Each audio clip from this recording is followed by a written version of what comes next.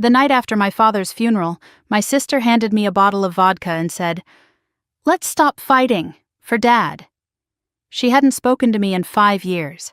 5 years of silence, no calls, no birthdays, no holidays, no explanation for disappearing when our father had his first stroke, and I was the one sleeping in a hospital chair beside him.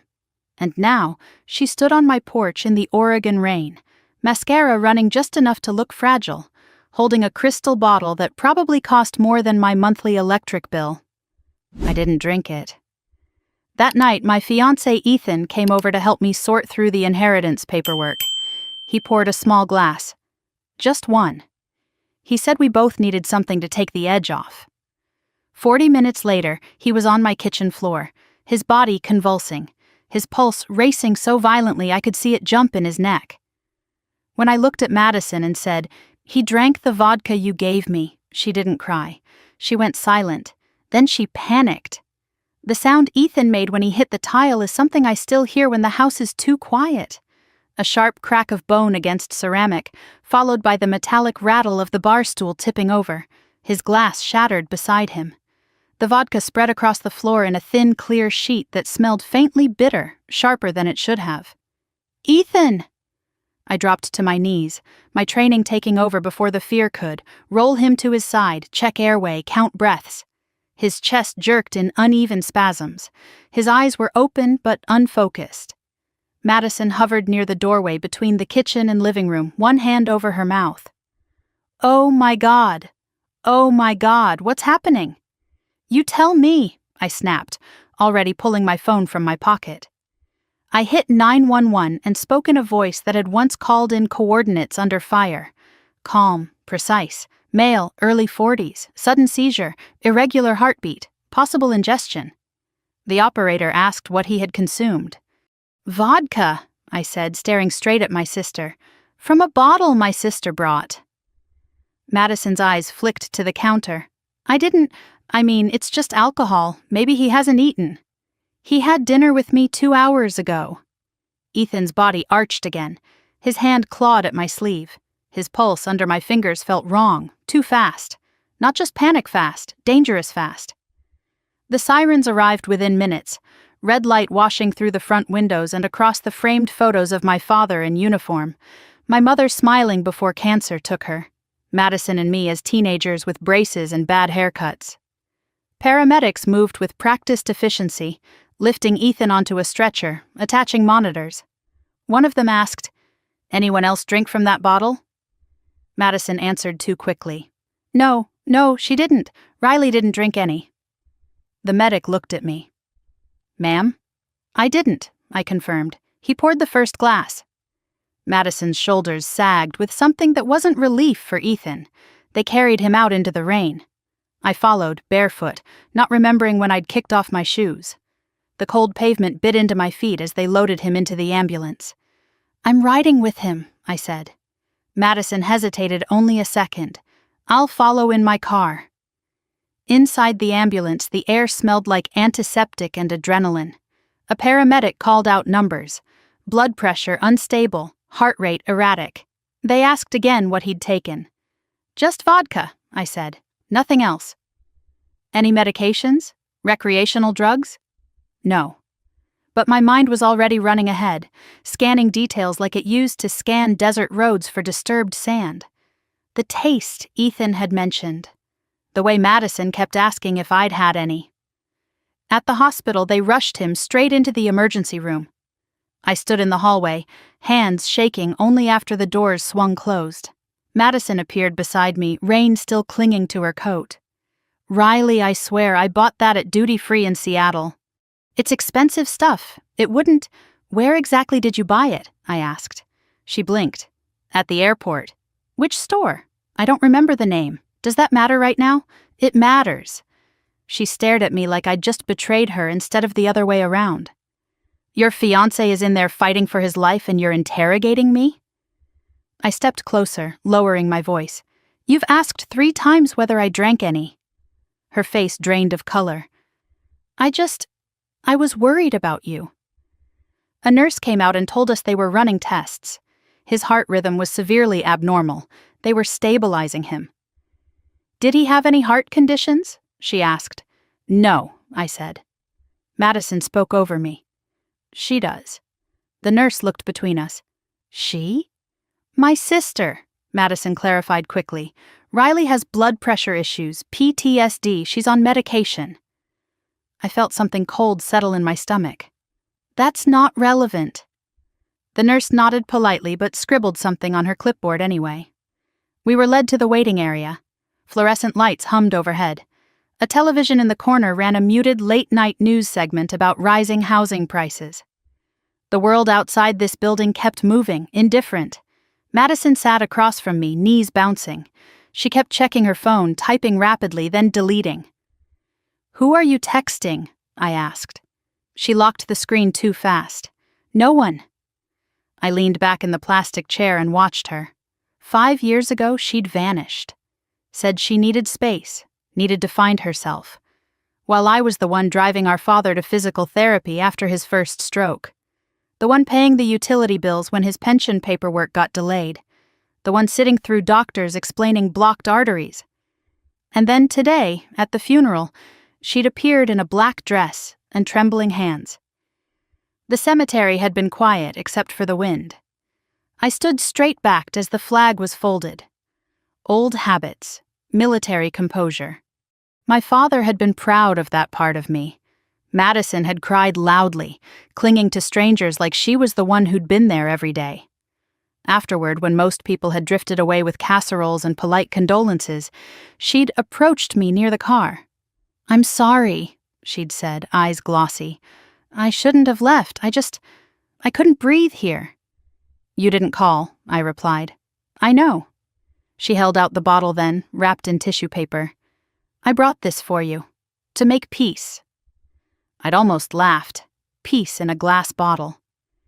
Now, hours later, that bottle sat in an evidence bag somewhere between my kitchen and the hospital lab. A doctor finally emerged from the double doors. Ms. Thompson? I stood instantly. Yes. Your fiancé is stable for now, but he experienced a severe cardiac arrhythmia and neurological symptoms consistent with toxin exposure. Toxin? Madison echoed faintly. We're running toxicology panels, the doctor continued. Did he ingest anything unusual? Vodka, I said again, from a sealed bottle.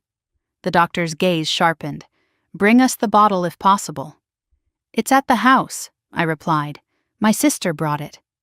Madison's head snapped toward me. Riley! I didn't look at her. I'll call the police to secure it. The doctor nodded. Good. The sooner we identify the substance, the better. As he walked away, Madison grabbed my arm. You're not seriously suggesting I poisoned him. I'm suggesting, I said evenly, that something was in that bottle. Her eyes filled with tears. Why would I do that? I just buried our father. You tell me. The police arrived at the hospital within 30 minutes. An officer took my statement in a quiet consultation room. I described the bottle, the timing, the symptoms. Madison was questioned separately. Did anyone else handle the bottle? The officer asked me. Ethan opened it, I said, but Madison gave it to me. Was there any conflict between you and your sister recently? I hesitated. She's been gone for 5 years. That's not what I asked. I exhaled slowly. There were disagreements about family responsibilities before she left. Financial disagreements? The word hung between us. Our father had a will, I said carefully. I haven't reviewed the latest version yet, he nodded. We'll need access to your home to retrieve the bottle. I'll let you in. When I stepped back into the waiting area, Madison was standing near the vending machines, whispering into her phone. I don't know yet, she said. No, she didn't drink it. I told you. She froze when she saw me. The phone lowered slowly. Told who? I asked. No one, she said again, but her voice lacked conviction. What did you mean? She didn't drink it. Her jaw tightened. You're twisting everything. I held her gaze, searching for something familiar. A trace of the sister who used to steal my sweaters and beg me not to tell Dad when she missed curfew. All I saw was calculation. An officer approached with a plastic evidence bag. Inside, through the clear crinkle of sealed plastic, I saw the crystal bottle, the cap slightly askew. "We recovered this from your residence," he said. "We'll send it for analysis." Madison stared at it like it might explode. "Did you purchase this?" the officer asked her. "Yes," she whispered, "as a gift." "Do you have the receipt?" "I threw it away." "Where?" "I don't remember." The officer made a note. After he left, Madison sank into a chair and finally began to cry. Loud, messy sobs that drew glances from strangers. I didn't move to comfort her. An hour later, a nurse returned. "He's regained partial consciousness, just briefly." I rushed to his bedside. Ethan's skin looked pale against the white sheets. Electrodes clung to his chest. His eyes fluttered open when he heard my voice. "Riley," he murmured. "I'm here." He swallowed. "She was watching." "Who?" "Your sister." His voice was thin but steady. "When I poured it, she kept looking at you, like she was waiting." "For what?" "For you to drink first." The words settled heavily between us. His eyelids drifted closed again as the sedation pulled him under. I stepped back into the hallway and found Madison staring at the floor. "He woke up," I said. She looked up quickly. "Is he okay?" "For now," she exhaled. "Thank God." I took one step closer. "He said you were watching him, waiting for me to drink." Her eyes widened. "That's insane." "Is it?" She shook her head vigorously. "You're in shock, that's all." Maybe I was. My father buried that afternoon, my fiancé fighting for his life that night, my sister reappearing with a peace offering that tasted bitter. But shock doesn't invent patterns. As I walked back toward the ICU doors, I heard her phone buzz again. She glanced at it, then quickly typed a response. I caught a glimpse of the contact name before she tilted the screen away. Vic. The doctor came out once more, his expression serious. "We found something unusual in his bloodstream," he said. "What?" I asked. "It's not consistent with alcohol alone." Madison's breathing hitched. The doctor continued, "This wasn't just vodka." And in that moment, standing under harsh hospital lights with my sister's mascara streaked down her cheeks and my father's funeral still clinging to my clothes, I knew one thing with absolute certainty. Madison hadn't come home to make peace. She had come home with a plan. The machines in the ICU didn't beep in rhythm. They stuttered, paused, then shrilled in uneven spikes that made my shoulders tighten every time. Ethan lay pale against the hospital sheets, electrodes mapped across his chest like coordinates. A thin line of oxygen tubing ran beneath his nose. His eyelids fluttered occasionally, but he didn't wake.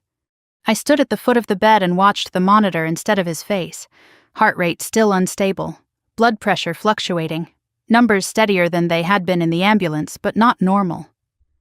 A doctor in blue scrubs stepped inside and closed the door softly behind him. "Ms. Thompson," he said, voice low, "we've confirmed a toxic compound in his bloodstream." My jaw tightened. "What kind?"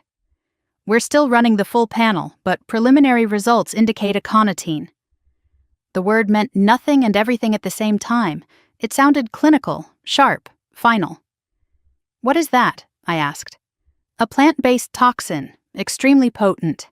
It affects the heart and nervous system. Even small amounts can cause severe arrhythmia." "And alcohol?" I asked. "It can accelerate absorption, but this isn't alcohol poisoning." My hands curled into fists at my sides. "So someone put it in the bottle." He held my gaze. "This wasn't an accident." When he left, I exhaled slowly. Not relief, not fear. Something colder. Confirmation. Outside the ICU room, Madison stood by the vending machines again, pretending to read the back of a snack package. She looked up immediately when she saw me. "What did they say?" she asked. "They found a toxin." Her face drained of color. "A toxin? In what?" "In Ethan's blood." She blinked rapidly. "That's impossible. It was just vodka." "It was vodka," I said, "with something else in it." She crossed her arms over her chest. "Are you saying I did that?" I'm saying you're the one who brought it. She shook her head, tears gathering again. I bought it at the airport. It was sealed, I swear. Did you open it before giving it to me? No. Did you leave it anywhere unattended? I don't know, it was in my bag. In your bag, I repeated. Her voice rose slightly. Why are you looking at me like that? Because you've asked me 4 times if I drank any. Her lips parted, then pressed thin. I was worried about you. I stepped closer. Were you? Before she could answer, Detective Larson walked down the hallway toward us, coat draped over one arm. Mid-40s, tired eyes, the kind of man who'd seen enough to stop being surprised. Ms. Thompson, he said, nodding at me, we need to talk. Madison straightened. I'd like to hear this too. He gave her a measured look. Separately. She opened her mouth to protest, then shut it. For a moment, her composure cracked and something sharp flashed through her expression. Not grief, irritation. I followed Larson into a small consultation room. He closed the door. We've secured the bottle from your residence. And? Preliminary field test suggests contamination. With what? Likely the same compound found in your fiancé's blood. We'll confirm once lab results return. My pulse stayed steady. Training. Breathe slow. Ask clear questions. Who handled the bottle besides him? He asked. My sister gave it to me. Ethan opened it. And you? I didn't touch the rim. I didn't drink. He studied me. Your sister said the same. She emphasized that you didn't drink. I let that sit between us. She also mentioned you have blood pressure issues, he added. I met his eyes. That's private medical information. She offered it. Something inside me shifted another notch. Detective, I said carefully, my father's funeral was today. My sister reappeared after 5 years. She gave me a bottle of vodka as a peace offering. My fiancé drank from it and nearly died. And now you're telling me she's volunteering my medical history? He didn't answer that directly. Is there any financial dispute between you two? The question landed heavier than I expected. Our father had an estate, I said. I haven't reviewed the latest documents. She told us there were disagreements about inheritance. She's been gone, I replied. She wasn't here when Dad needed care. He scribbled something down. Were you aware of any recent changes to the will? No, he closed his notebook. We're treating this as a potential attempted homicide. The word settled into the room like smoke. And you're not ruling anyone out, I said. That's correct. Including me.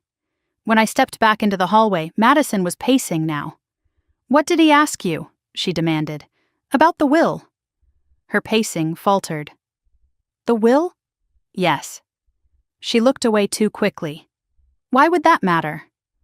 Why would you bring it up? I didn't, she snapped, then caught herself. I don't understand why this is turning into something criminal. It already is, I said quietly. A nurse approached us. He's asking for you. I went back into the ICU room alone. Ethan's eyes were open this time, clearer. Hey, I said, stepping beside the bed. He swallowed carefully. Feels like my heart's trying to outrun me. It's stabilizing. He studied my face. They say what it was? A toxin. His brow furrowed faintly. From the vodka? Yes. Silence stretched between us. She was watching, he said again, more firmly this time. I know. When I poured it, she moved closer, like she wanted a front row seat.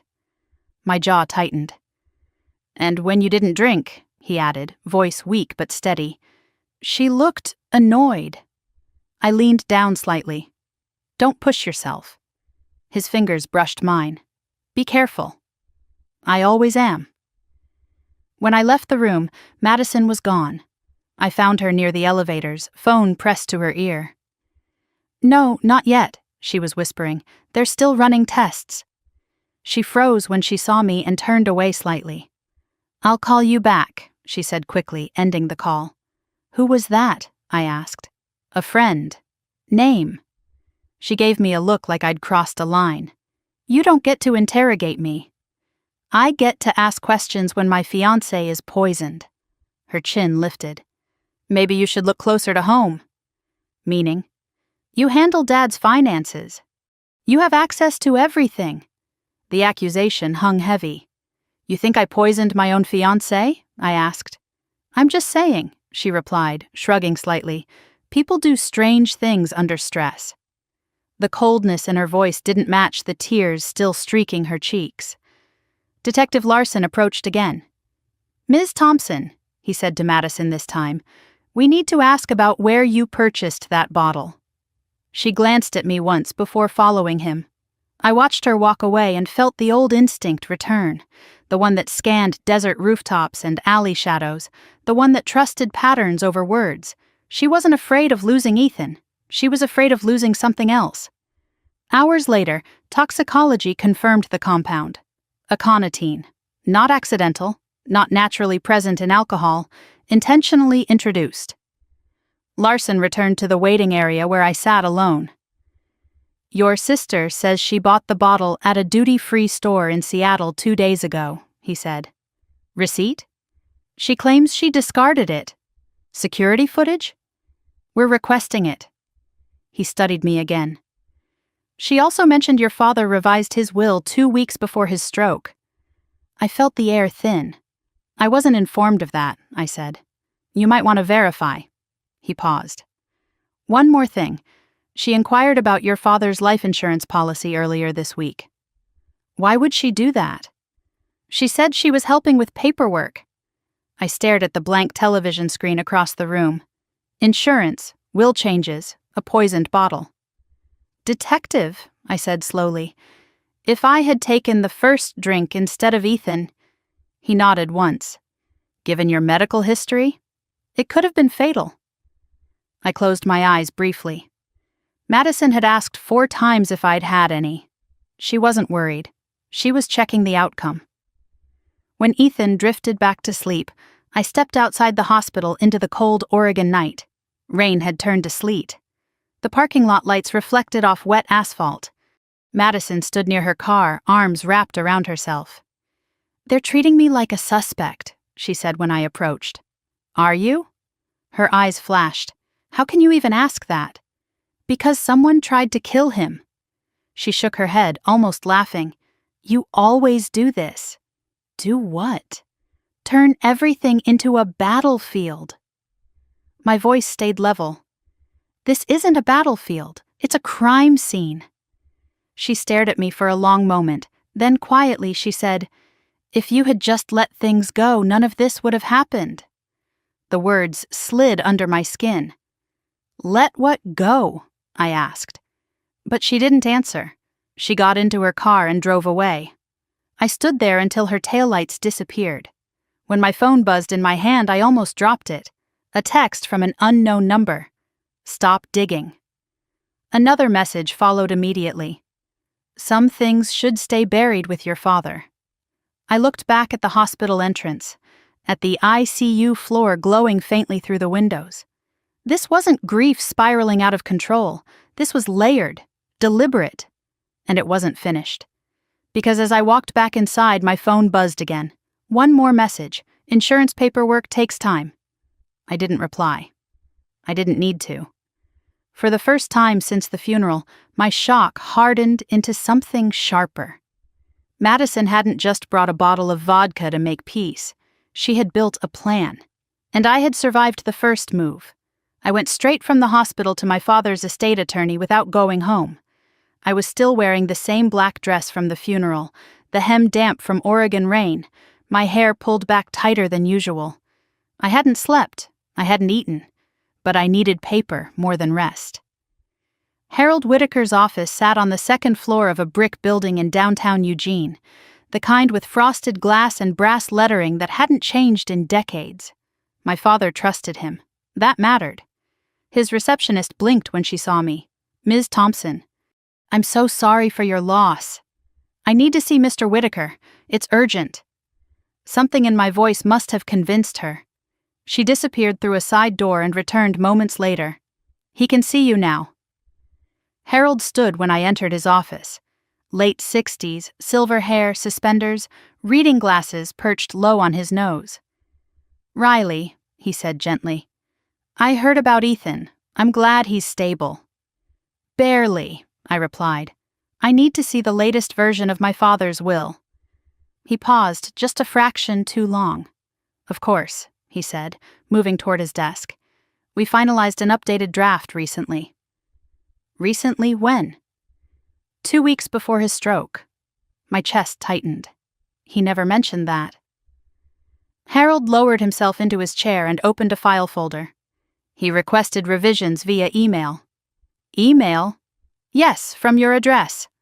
The room felt suddenly smaller. "I didn't send any email," I said. He slid a printed document across the desk toward me. My name was typed neatly at the top. The will. My father's name beneath it. Legal language. Signature lines. I scanned quickly, then stopped. "This isn't right," I said. Harold adjusted his glasses. "What do you mean?" "It leaves everything to Madison. The house, his pension fund, the investment accounts, the life insurance beneficiary rights totaling $750,000, all transferred solely to Madison Thompson. No equal split. No mention of me." "That's impossible," I said flatly. 2 years ago it was divided evenly." He nodded slowly. "Yes, that was the original structure." "Then who authorized this?" "The email came from your account. It referenced a prior discussion." "I never discussed cutting myself out of my father's estate." Harold looked genuinely unsettled now. He turned his monitor toward me. An email thread appeared on the screen.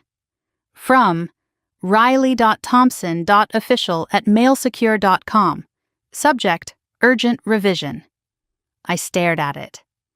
"That's not my email address," I said. "You're certain?" "I don't use MailSecure. I use my personal domain." He clicked into the header details. Lines of routing data filled the screen. "Can you trace where it originated?" I asked. "I can attempt to." He leaned closer, scrolling through the metadata. His expression shifted. "It appears the login originated from Seattle," he said quietly. Seattle. Madison's apartment. "When was this sent?" I asked. He checked the timestamp. 10 days before your father's stroke." 10 days. "So, someone hacked your system," I said. He cleared his throat. "Our server was accessed remotely. We believed it was legitimate at the time because the credentials matched." "My credentials?" "Yes, your password was entered correctly." I felt my jaw tighten. I hadn't changed that password in years. "Do you have security footage?" I asked. "For after-hours entries?" "Yes." He hesitated, then nodded. "We do." He pulled up archived video from the night before the document was finalized. The screen flickered to grainy black and white footage of his office hallway. Timestamp in the corner. At 2:23 in the morning, a figure entered the frame.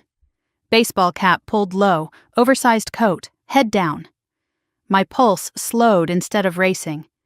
The figure moved directly to Harold's office door. No hesitation, no searching. She knew exactly where to go. "How long was she inside?" I asked. Harold checked the footage. 8 minutes. The figure exited, cap still low, and disappeared down the hall. "She didn't force entry," I said. "No." "So she had access." Harold's lips pressed thin. "Can you enhance it?" I asked. "We can attempt to." Even without clarity, I recognized the posture, the height, the narrow shoulders. Madison. "She called me that week," Harold said slowly, as if remembering something uncomfortable. "Asking questions about probate timelines." "What kind of questions?" "How long after death the estate would clear. Whether beneficiary changes could be contested." I let that settle. "Did she ever come in person?" I asked. "Not during office hours."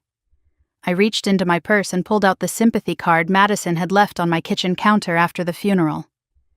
"You deserve to relax," it read in her looping handwriting. I slid it across the desk. "Compare it," I said. Harold opened an older file from his cabinet. A birthday card Madison had once sent my father. Same exaggerated loops on the capital letters. Same slight tilt to the right. He held them side by side. They are remarkably similar, he admitted. Run a formal comparison, I said. He nodded. I leaned back in the chair and stared at the ceiling for a moment. She didn't just bring vodka, I murmured. Excuse me? She brought paperwork. Harold opened my father's financial activity logs on his computer. There were 2 withdrawals, he said, small enough not to trigger alerts. How much? $25,000 labeled consulting fee. Then another $10,000 2 weeks later. To whom? He clicked into the masked account details. The last 4 digits made my stomach drop. Those numbers were identical to the old joint account Madison once shared with her ex-husband. She tested access, I said. Harold removed his glasses and rubbed his eyes. Riley, if this is fraud, it is, he nodded slowly. There's something else, he added quietly. What? Your father seemed uneasy the last time he was here. He mentioned Madison had been asking about the life insurance payout. When? About a month before his stroke. The room felt too quiet. Did he express concern? I asked. He said she thought money equaled fairness. Fairness. I remembered that word. Madison had used it often growing up. It's not fair you get praised more. It's not fair Dad trusts you with things. It's not fair you left and came back decorated. She'd never seen my deployment as sacrifice. Only as attention. When exactly was the will finalized? I asked. Digitally signed 10 days before the stroke, hard copy placed in file. And the original? In our archive. Pull it. He retrieved the earlier version. Equal split. Both our names clearly typed. Dated 2 years ago. I took photos of both documents with my phone. This is forgery, I said. He didn't argue. Riley, he said carefully, if someone accessed our system and impersonated you, this becomes criminal. It already is. I stood. I'm forwarding everything to Detective Larson. He nodded again. I'll cooperate fully. As I reached the door, he spoke once more. Your father trusted you, he said quietly. He often said you were the stable one. The stable one. I stepped out into the cold Oregon air and let the door close behind me. The wind cut across my face, sharp and bracing. 10 days before his stroke, 2 withdrawals, a forged will, a bottle of vodka laced with aconitine. This wasn't grief. It was timing. My phone buzzed. Detective Larson. We're expanding the case, he said when I answered. Toxicology confirmed aconitine in the bottle. Lab found reseal marks on the cap. I have something for you, I replied. The will was altered from a Seattle IP address, likely Madison's apartment. He went silent for a second. That's significant. There's more, I said. Small transfers from my father's account to an account connected to her. Email me everything. I will. I ended the call and looked up at the gray sky. Madison hadn't come back to mourn. She'd come back to collect. And if I had taken that first drink instead of Ethan, the revised will would have left everything in her hands without question. My death, her inheritance, clean, efficient. Except she hadn't planned on one thing. I survived war zones. I survived grief. And I wasn't going to be erased by a glass of vodka in my own kitchen. As I walked toward my truck, the wind carried a faint smell of rain and snow. Behind me, inside Harold Whitaker's office, 2 versions of my father's legacy sat on his desk. One real, one forged. Madison thought she had rewritten the future. She forgot that paper leaves a trail, and I knew how to follow it. I brought my prescription bottles to Dr. Karen Holloway the morning after I left Harold Whitaker's office. The clinic smelled like antiseptic and burnt coffee. I hadn't changed out of yesterday's clothes. I didn't care. Dr. Holloway had treated me for years, through sleepless nights, blood pressure spikes, the steady management of PTSD that followed me home from the Gulf. She knew my baseline better than most people knew my face. What's going on? she asked as I set the orange pill bottles on her desk. I need you to look at these. She picked up the first one, unscrewed the cap, and poured a few tablets into her palm. Her brow furrowed almost immediately. These aren't the usual shape, she said. That's what I thought. She compared the imprint code against her tablet. Her fingers moved quickly across the screen. This isn't your prescribed dosage, she said quietly. And this isn't even the same medication. My pulse didn't spike. It narrowed. What is it? I asked. A beta blocker with a much stronger hypotensive effect. If taken in combination with alcohol, especially in someone with your history... She didn't finish the sentence. How severe? I pressed. It could cause a dangerous drop in blood pressure, loss of consciousness, cardiac complications. Fatal? I asked. She met my eyes. Yes. The room went still. These were filled at my usual pharmacy, I said. She checked the label. Yes, but this isn't what we prescribed. Could the pharmacy have made an error? It's possible, she said carefully, but unlikely at this scale. The imprint codes don't match your chart at all. When were these filled? I asked. She scanned the label. 3 days before your father's funeral. 3 days. Madison had arrived the day before the funeral. Run a lab analysis, I said. I will, but Riley... She hesitated. Why are you asking this now? My fiancé is in the ICU, I said. Poisoned with aconitine. Her eyes widened. My God! And if I had taken the first drink instead of him, I continued, with this in my system... She exhaled slowly. It would have been catastrophic. I stared at the pills in her hand. This wasn't improvisation. This was planning. I drove straight home after leaving her office. The house felt different the second I unlocked the door. Same furniture. Same faint scent of my father's old cologne lingering in the hallway. But something underneath had shifted. I walked to the kitchen first. The counter where the vodka had sat was wiped clean by forensics, but I could still see the faint outline where the bottle had rested. A thin circle in the wood grain. I opened the drawer beside the sink where I kept spare keys. Empty. I stood still for a moment. The spare key had always been there, since my father gave it to me after my first deployment. Just in case, he'd said. Madison had helped clean the house the night before the funeral.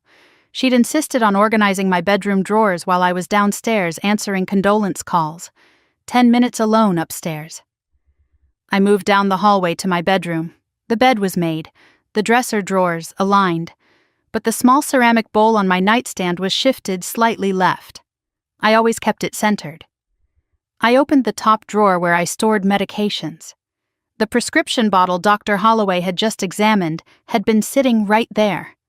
I knelt down and pressed my palm against the hardwood floor. No forced entry, no broken locks, just access. Someone hadn't broken in, they had walked in. My phone buzzed. Detective Larson. Lab confirmed aconitine in the vodka, he said without preamble. Concentration consistent with deliberate dosing. I have something else, I replied. My medication was switched. Silence on the other end. Explain, he said.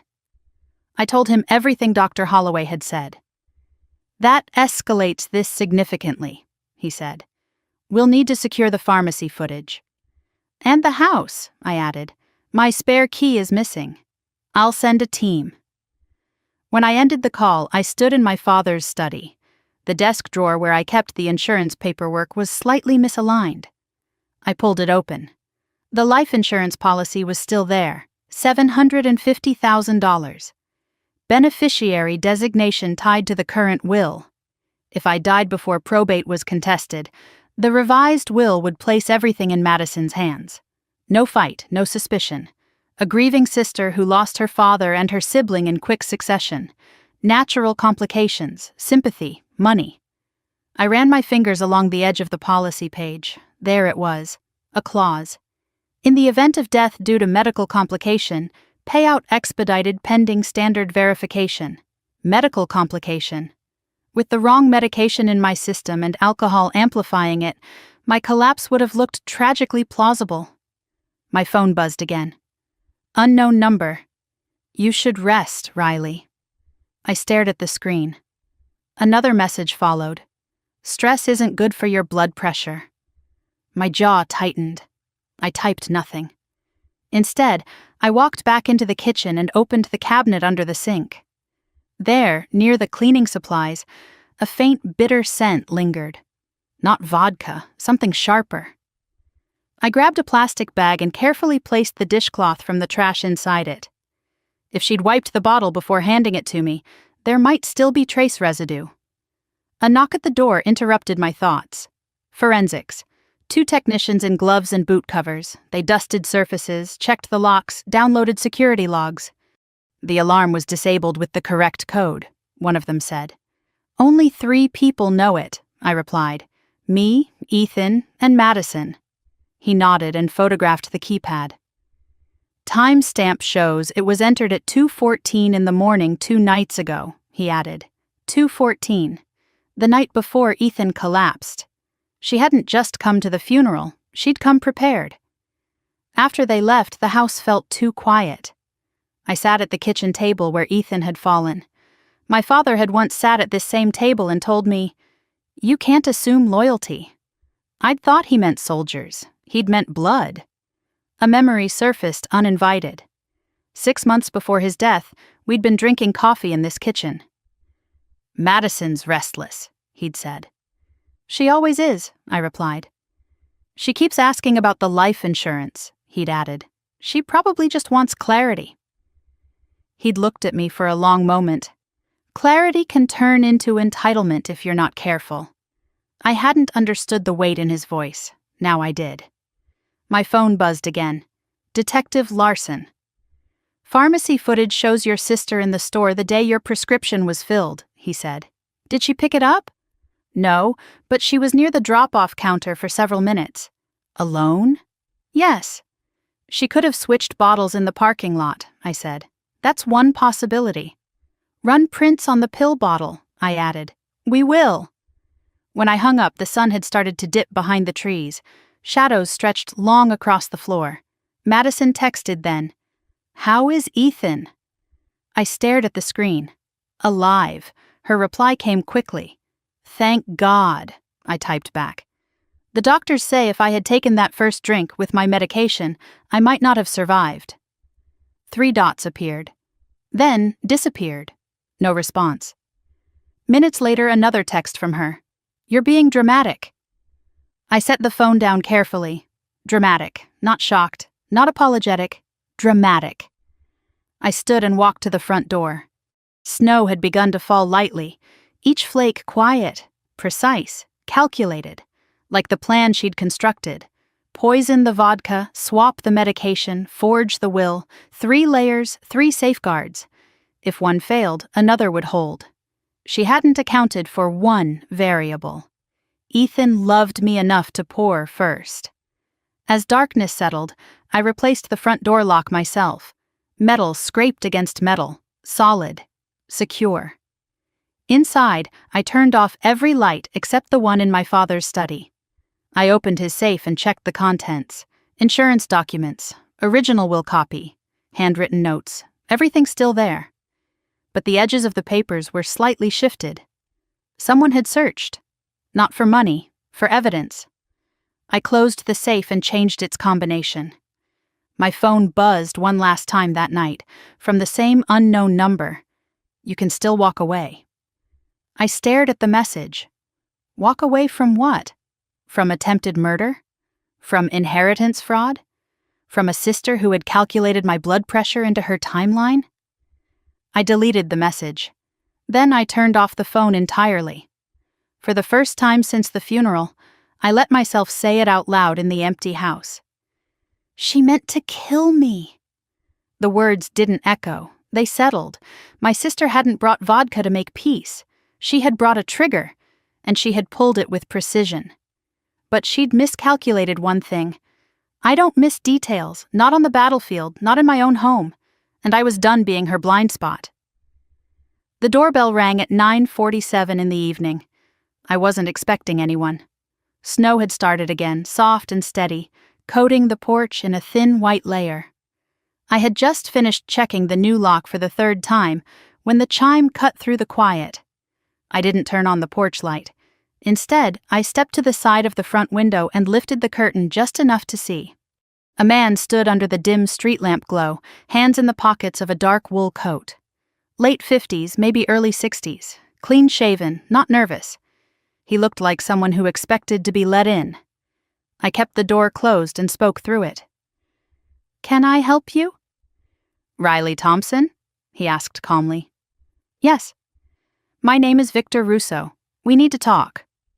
The name hit something in my memory. Vic. Madison's phone. "I'm not interested," I said. "You will be," he replied. "This concerns your sister. And the insurance policy." My grip tightened on the edge of the door. I opened it halfway but kept the chain latched. "What do you want?" I asked. He didn't try to look past me, didn't scan the interior of the house, just met my eyes.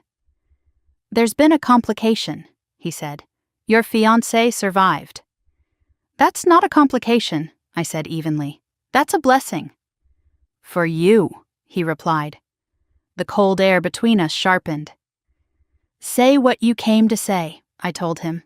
He glanced once at the street, then back at me. "Your sister owes approximately $400,000, he said. The number settled heavily. "Owes who?" I asked. "A private network. High-stakes sports betting. Offshore processing, but domestic collection." "Organized crime," I said. He gave a faint smile. "That's a dramatic word." "Try me." He didn't flinch. "She's been overextended for 18 months. The debt escalated. Interest compounds quickly in our line of business." "And this has what to do with me?" I asked. "You," he said. "We're the collateral." The words didn't raise my heart rate. They slowed it. "She assured us," he continued, "that the inheritance would cover everything." "My father's estate?" "Yes." He was still alive when she promised that. Victor tilted his head slightly. His health was fragile. I let silence stretch between us. "She proposed a timeline," he went on. "Funeral, probate, transfer of assets, insurance payout." "She forged the will," I said. "Yes." He said it like he was confirming a delivery time. "And the vodka?" I asked. "That was her idea," he replied. "A layered plan." Layered, poison, medication swap, forged will. "She was very thorough," he said. I stared at him through the gap in the door. "Why are you here?" I asked. "Because she assured us the matter would be resolved by now." "Resolved? That's what she told you?" I asked. "She said you wouldn't be an obstacle much longer." The cold didn't register anymore. "She intended for me to drink it," I said. "Yes." The word landed without hesitation. "And Ethan?" I asked. "Unintended variable." My jaw tightened. "You're admitting conspiracy to murder," I said. He shrugged lightly. "I'm explaining financial expectations." "And you think showing up at my house is wise?" "I think transparency is preferable to misunderstanding," he said. "The insurance payout was pledged as security.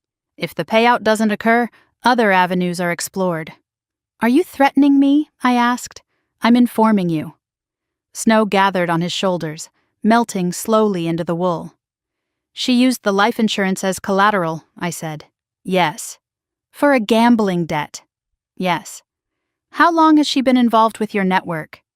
18 months seriously, longer casually. I thought about the timeline.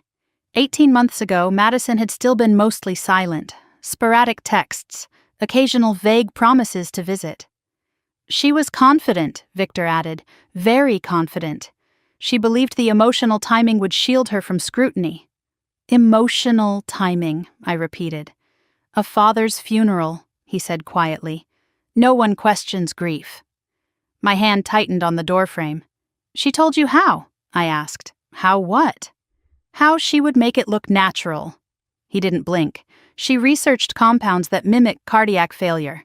She was aware of your blood pressure condition." The room behind me felt suddenly too small. She knew my medication schedule, I said. Yes.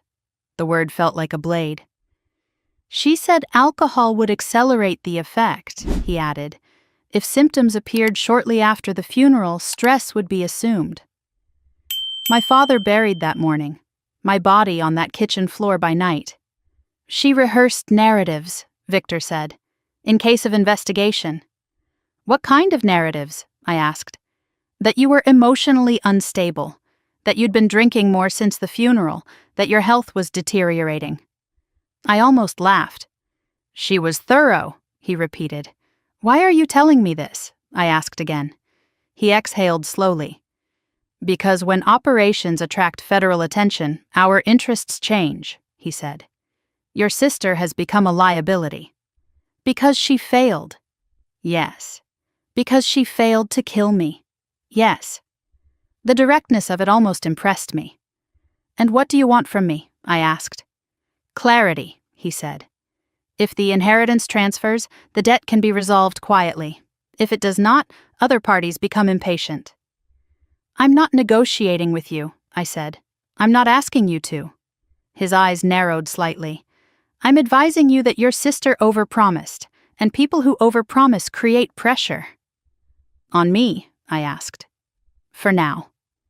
I let the words settle. If you think intimidation will change anything, I said calmly, you miscalculated. His expression shifted just slightly. She said you were predictable, he said. What did she say? That you would fight emotionally first. That you would hesitate to involve federal authorities because of family loyalty. I smiled faintly. She misjudged that too. He studied me for a long moment. You don't seem surprised, he said. I served in the Gulf, I replied. Surprise is inefficient. A flicker of something like respect crossed his face. She believed the insurance payout of $750,000 would clear within weeks if death was ruled natural, he continued. Probate complications were accounted for. She intended to settle $400,000 immediately and negotiate the remainder. She used the word collateral, I said. Yes. Did she ever express regret? No. The answer came too fast to doubt. She said you always survived everything, he added quietly, and that this time you wouldn't. The words echoed in my mind. She always survives everything. I want proof, I said. He reached into his coat and removed a small envelope. I'm not foolish enough to carry originals, he said, but copies are instructive. I unlatched the chain and opened the door fully. He handed me the envelope. Inside were printed screenshots of text exchanges. Madison's name at the top. One message read, "Once Riley's gone, probate clears faster." Another, "She always survives everything. This time she won't." My stomach didn't drop. It solidified. You're handing me evidence, I said. I'm protecting my organization, he replied. Your sister's arrest jeopardizes more than her freedom. So you sacrifice her. She was already sacrificed the moment your fiancé lived. Snow thickened around us. You understand, he said, that if she's convicted, certain investors lose faith. I don't care, I said. You should. Why? Because desperation spreads.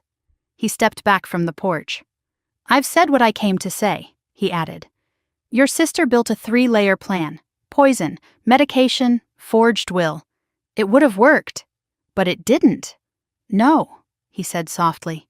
It didn't. He turned and walked toward a black sedan parked half a block away. I watched until he got in and drove off. Then I closed the door and locked it.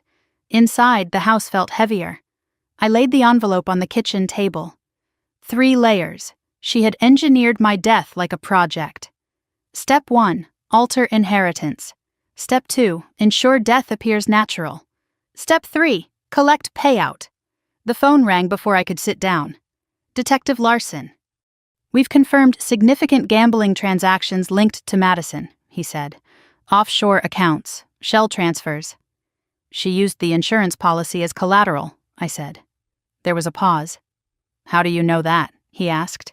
Victor Russo just left my porch. Silence. You let him leave? He asked. He came to talk. What did he say? Everything. I relayed the conversation. When I finished, Larson exhaled sharply. That escalates this into organized crime territory, he said. We'll involve federal agencies immediately. You should, I replied, because this isn't just family drama, it's financial conspiracy. Are you safe? He asked. Yes. But the word felt thinner than usual. After I hung up, I sat alone at the kitchen table. I looked at the screenshots again. She always survives everything. This time she won't. I thought about childhood winters when Madison used to accuse me of getting more praise. It's not fair. I thought about deployments, medals she called attention. It's not fair. I thought about my father trusting me with paperwork. It's not fair. Fairness had turned into entitlement. Entitlement had turned into calculation. Calculation had almost turned into my obituary. I folded the papers carefully and placed them inside a folder labeled evidence. War taught me something simple. You don't panic. You gather, you document, you dismantle. Madison didn't just gamble money. She gambled my life. And she expected to win. She forgot one thing. I don't fold under pressure. Not in the desert, not in my own home. And certainly not because my sister decided I was collateral. I waited in the elementary school parking lot with the engine off and the heater running low. The late afternoon sky over Eugene was the color of wet concrete. Snow from the night before had melted into slush along the curb. Parents stood in small clusters near the entrance, checking their phones, waving at children spilling out of double doors. I hadn't told anyone I was coming, not Madison, not Lily's father, just Detective Larson, who had nodded once and said, "Be careful what you ask." I wasn't here to interrogate an 11-year-old. I was here to listen. The doors burst open and children ran into the cold air, backpacks bouncing. I scanned faces automatically, the way I used to scan rooftops for movement. Then I saw her, Lily, dark hair pulled into a messy ponytail, pink jacket too thin for the weather. She spotted my truck and hesitated. For a second I thought she might turn away. Instead, she ran toward me. "Aunt Riley," she called, breath puffing white in the air. I stepped out of the truck before she reached me. "Hey," I said, forcing warmth into my voice. She hugged me tightly around the waist. "Is Uncle Ethan going to die?" she asked immediately. The directness knocked the air from my lungs. "No," I said gently. "He's stable. The doctors are taking care of him." She pulled back, searching my face. "Mom said it was just alcohol." "It wasn't," I said carefully. Her brow furrowed. "Is he really going to be okay?" "Yes." That part, at least, was true. "Can we get hot chocolate?" she asked quietly. "Mom's been busy." I nodded and opened the passenger door. We drove to a small cafe 3 blocks away, the kind with chipped wooden tables and chalkboard menus. I chose a booth near the back where conversations blurred into background noise. She wrapped her hands around the paper cup like it was an anchor. For a few minutes, we talked about safe things. School, her science project, a girl in her class who cheated during a spelling test. Then she went quiet. "Mom's really mad," she said softly. "At you?" I asked. "No." She stared into her cup. "At everyone." I let silence stretch. Silence invites truth. "She keeps talking on the phone at night," Lily continued. "In the kitchen. She thinks I'm asleep." "What does she say?" I asked. Lily shrugged at first. "Stuff about insurance," she said. My pulse slowed, sharpened. "What kind of stuff?" I asked gently. "She said insurance clears fast," Lily replied. "And that once you're gone, things will be easier." The cafe noise faded into a dull hum. "What exactly did she say?" I asked, keeping my tone even. Lily chewed her lip. She said, "Once Riley's gone, probate clears faster." The words echoed the screenshot Victor had handed me. "Did she say that more than once?" I asked. "Yeah," Lily nodded. "She said it to a man named Vic." My hand tightened around my cup. "How do you know his name?" I asked. "She said it a lot," Lily replied. "Like, Yes, Vic, it's almost done. Almost done. When did she say that? I asked. Before Grandpa's funeral, and after. Lily looked up at me suddenly. Are you mad at Mom because of Grandpa's money? She asked. The question cut deep. I'm upset because someone tried to hurt Ethan, I said carefully. She nodded slowly. Mom said we'd be rich before Christmas, she added. The cafe felt colder. She said we'd move somewhere bigger, Lily continued. She showed me houses online. Did she ever talk about how that would happen? I asked. She said insurance, Lily said again, and that you wouldn't need anything anymore. I kept my breathing steady. Did she tell you not to talk about the bottle? I asked. Lily's fingers tightened around her cup. She said if anyone asked, I should say I didn't see anything, she whispered. My jaw clenched. Did you see anything? I asked.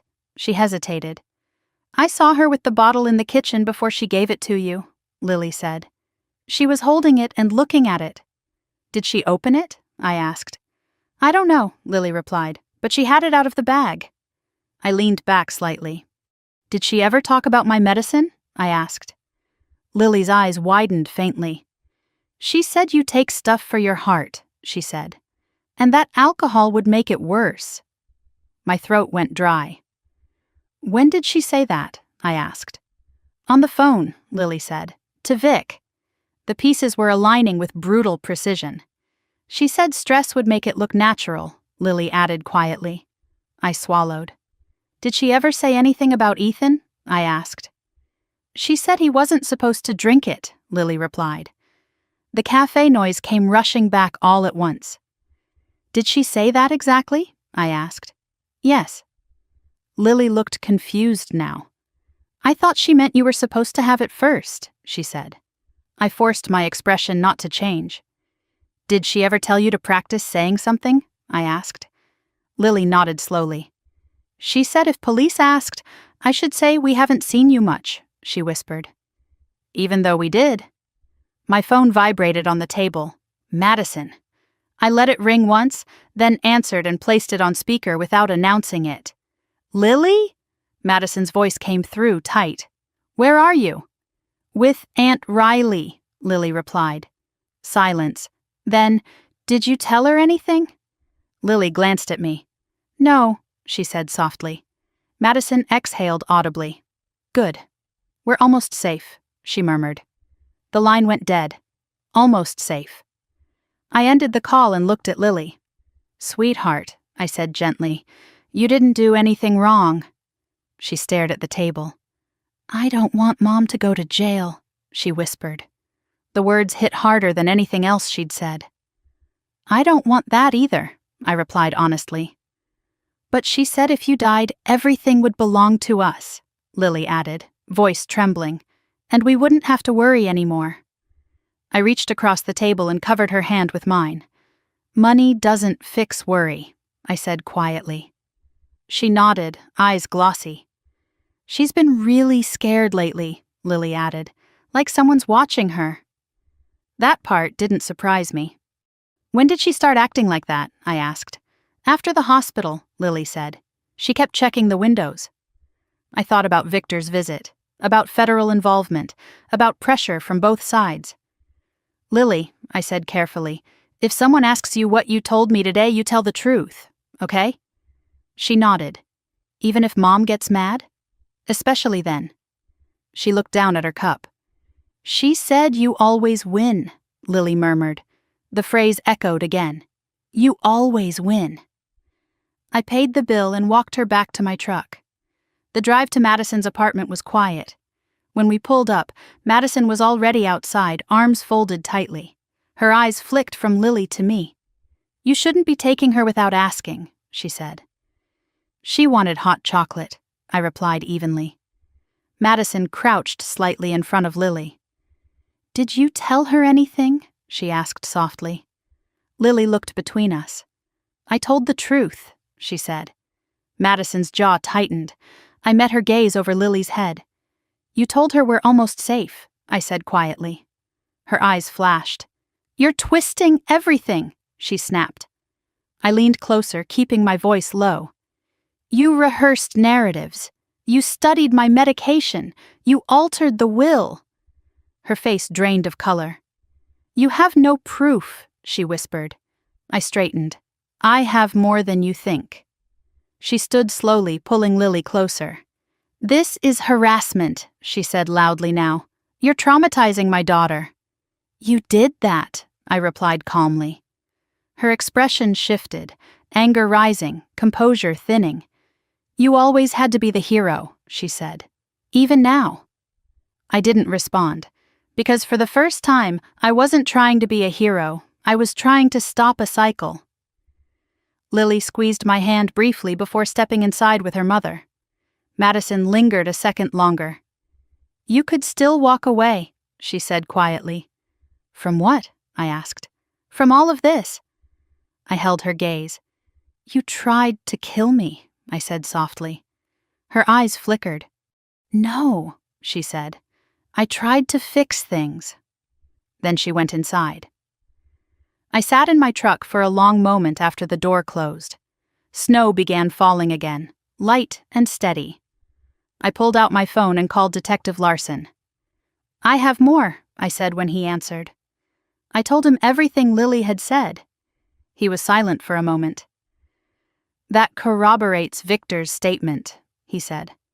She told Lily I wouldn't last long, I added. That's powerful testimony, he replied. But she's a child. I know. Would you be willing to document the conversation? Yes. When I ended the call, I looked up at the apartment window. Madison moved behind the curtain. For years, I'd been the one who shielded her from consequences, covered for her, explained away her impulses. Now her own daughter had exposed the truth. I started the engine. For the first time since the funeral, I felt something shift inside me. Not rage, not revenge, resolve. This wasn't just about me surviving. It was about making sure Lily never learned that entitlement was love. And as I drove away, I understood something clearly. Madison hadn't just gambled with money.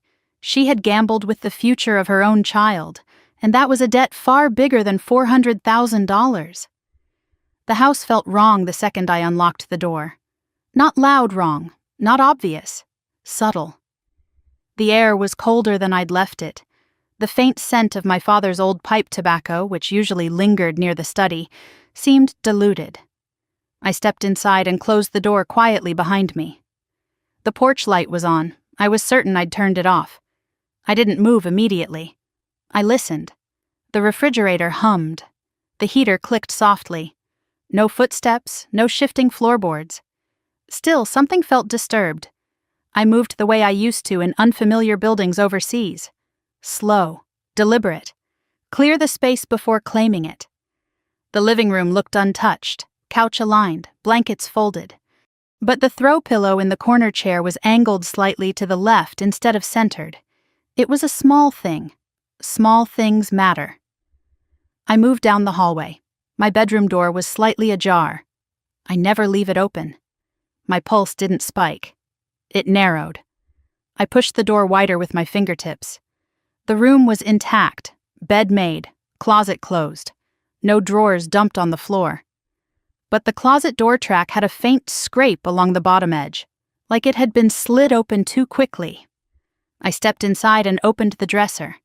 The top drawer was aligned, but the edges of folded shirts were disturbed. Someone had rifled without disarray. That takes practice. I crossed to the nightstand. The ceramic bowl was back in the center now. Too perfect. I crouched and looked beneath the bed. Nothing. I stood and moved toward the study. The chair behind my father's desk was pulled out slightly, barely an inch. He used to align it exactly flush with the desk. I had kept it that way. Not tonight. I approached the security monitor near the hallway. The system showed normal activity. Front door locked, back door secure. I opened the alarm log.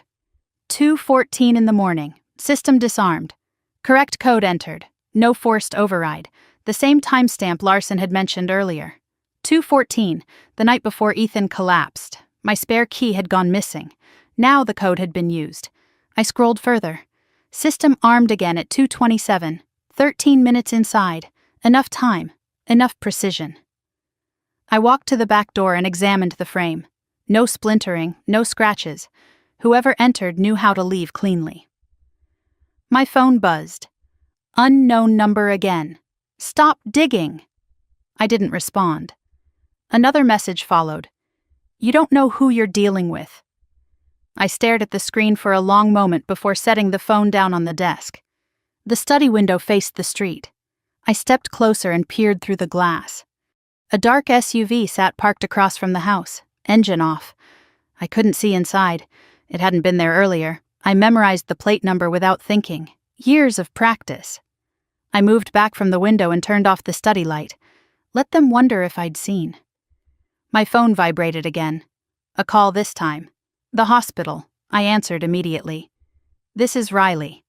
Ms. Thompson, the nurse said. A man attempted to access Mr. Miller's room about 20 minutes ago. My body went still. What man? He claimed to be a cousin. His name didn't match the approved list. Description? Mid-40s, dark coat. He left when security asked for identification. Did he see Ethan? No. I exhaled slowly. Did he say anything? I asked. He asked whether Mr. Miller was conscious yet. The SUV outside my house. A man at the hospital. Pressure. Thank you, I said and ended the call. I dialed Larson immediately. Someone tried to access Ethan's room, I said. I'm aware, he replied. Security notified us. And there's a vehicle outside my house. Stay inside, he said. I'm dispatching a unit. I didn't argue. Instead, I walked back into the kitchen. The counter where the vodka had sat was empty now, stripped by forensics. But under the cabinet, I caught a faint chemical smell again. Bitter. Metallic. I crouched and ran my fingers along the underside of the counter. Dust had been disturbed recently. Someone had braced themselves there. I stood and moved to the trash bin. Empty. Too empty. I always leave at least one bag liner tucked at the bottom. Gone. I walked back toward the hallway when headlights flashed briefly through the front window. Police. The SUV's engine roared to life and pulled away before the patrol car reached the curb. I watched through the sliver of curtain. The SUV turned the corner smoothly. Not rushed. Controlled. A knock came at the door. I opened it to two uniformed officers. Ma'am, are you alone? One asked. Yes. They stepped inside and swept the perimeter quickly. Vehicle took off when we turned onto the block, the other said. Plate comes back to a rental agency in Tacoma. Under what name? I asked. False identification. The ID number belongs to a deceased individual. Organized. They documented everything. Alarm logs, security footage. The muddy footprint near the back door I hadn't noticed before. Size smaller than mine. Could be Madison. Could be someone she sent. After they left, the house felt even more hollow. I turned off every light except the lamp in the study. I opened the safe again. The documents were still there. But the edges of the insurance policy had shifted slightly since the last time I checked. Someone had handled them. I removed everything and laid it on the desk. The original will, my father's notebook. The envelope labeled, "Open if trust is broken." They hadn't taken anything. They had searched. For evidence. My phone buzzed again, this time a voice message, distorted. You're costing people money. Click. I deleted it without replaying. War taught me something simple. Fear is a tool. I walked through the house one more time. Bedroom, closet, bathroom, kitchen. Every room held the faint imprint of intrusion, not chaos, measurement. Whoever had entered wasn't stealing valuables. They were calculating how much I knew. I paused in the hallway, staring at the family photos. One of Madison and me as children stood crooked. I straightened it carefully. Snow tapped softly against the windows. I moved to the front door and replaced the secondary lock with a reinforced deadbolt I'd picked up earlier that afternoon. Metal slid into place with a solid click. Secure. I walked back into the study and shut the curtains fully. Then I sat in my father's chair and let the silence settle. A memory surfaced. Night patrol in the desert. We had cleared a building after intelligence suggested insurgents were inside. Nothing, empty rooms. But something felt wrong. We found the hidden compartment 2 hours later. Patience reveals what panic misses. This wasn't random intimidation.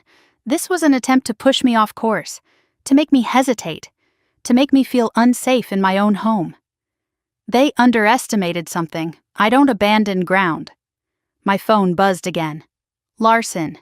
FBI is stepping in, he said. Interstate financial fraud and attempted homicide connected to organized betting. You'll have surveillance support. Good, I replied. Are you shaken? He asked. No. That wasn't entirely true, but I wasn't shaken in the way they wanted. I was focused.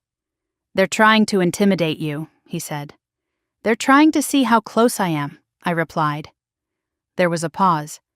That's exactly what this is, he said. After I hung up, I opened my laptop and documented everything. Timestamp, vehicle description, hospital incident, text messages, every detail. The more light I shone on it, the less power it held.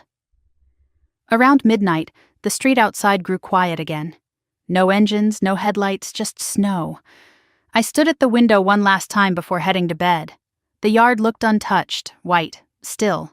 But I knew better. Footprints melt, logs erase, messages delete, but patterns remain. And whoever walked through my house that night wasn't stealing. They were measuring. Measuring how far I'd gone. Measuring how much I'd uncovered. Measuring how difficult it would be to stop me. I turned off the final lamp and let the house fall into darkness. If they thought fear would slow me down, they miscalculated. I've walked through real war zones. A shadow on my porch doesn't compare. They wanted me to stop digging. Instead, they confirmed I was exactly where I needed to be. The federal building in downtown Portland didn't look dramatic from the outside. Gray concrete. Narrow windows. A flag snapping in the winter wind. But inside, everything felt heavier. 2 agents met me in a small conference room with no windows and a single camera mounted in the corner. Special Agent Daniel Hayes, Special Agent Monica Ruiz, both calm, both watching everything. Ms. Thompson, Hayes began, sliding a legal pad across the table. We appreciate your cooperation. I want this finished, I replied. Ruiz opened a folder thick with printed documents. We've confirmed communication between your sister and Victor Russo dating back 18 months. Gambling debt? I asked. Yes. How much? Approximately $400,000 principal. Interest fluctuated. And she pledged my father's insurance policy as collateral, I said. Hayes nodded once. That appears accurate. I placed the screenshots Victor had given me on the table. Ruiz studied them carefully. These align with what we've pulled from her cloud backup, she said. She didn't wipe it? I asked. She tried, Hayes replied, but partial data remained. I leaned back slightly. What about the IP address from the forged will? I asked. We traced it to her Seattle apartment, Ruiz said. 2 separate logins into the attorney's server. And the security footage? I asked. Hayes tapped the folder. We enhanced it. It's her. No hesitation in his voice. Has she been questioned? I asked. Not yet, Ruiz said. We're building enough to prevent a simple denial strategy. I nodded. What about the pharmacy? I asked.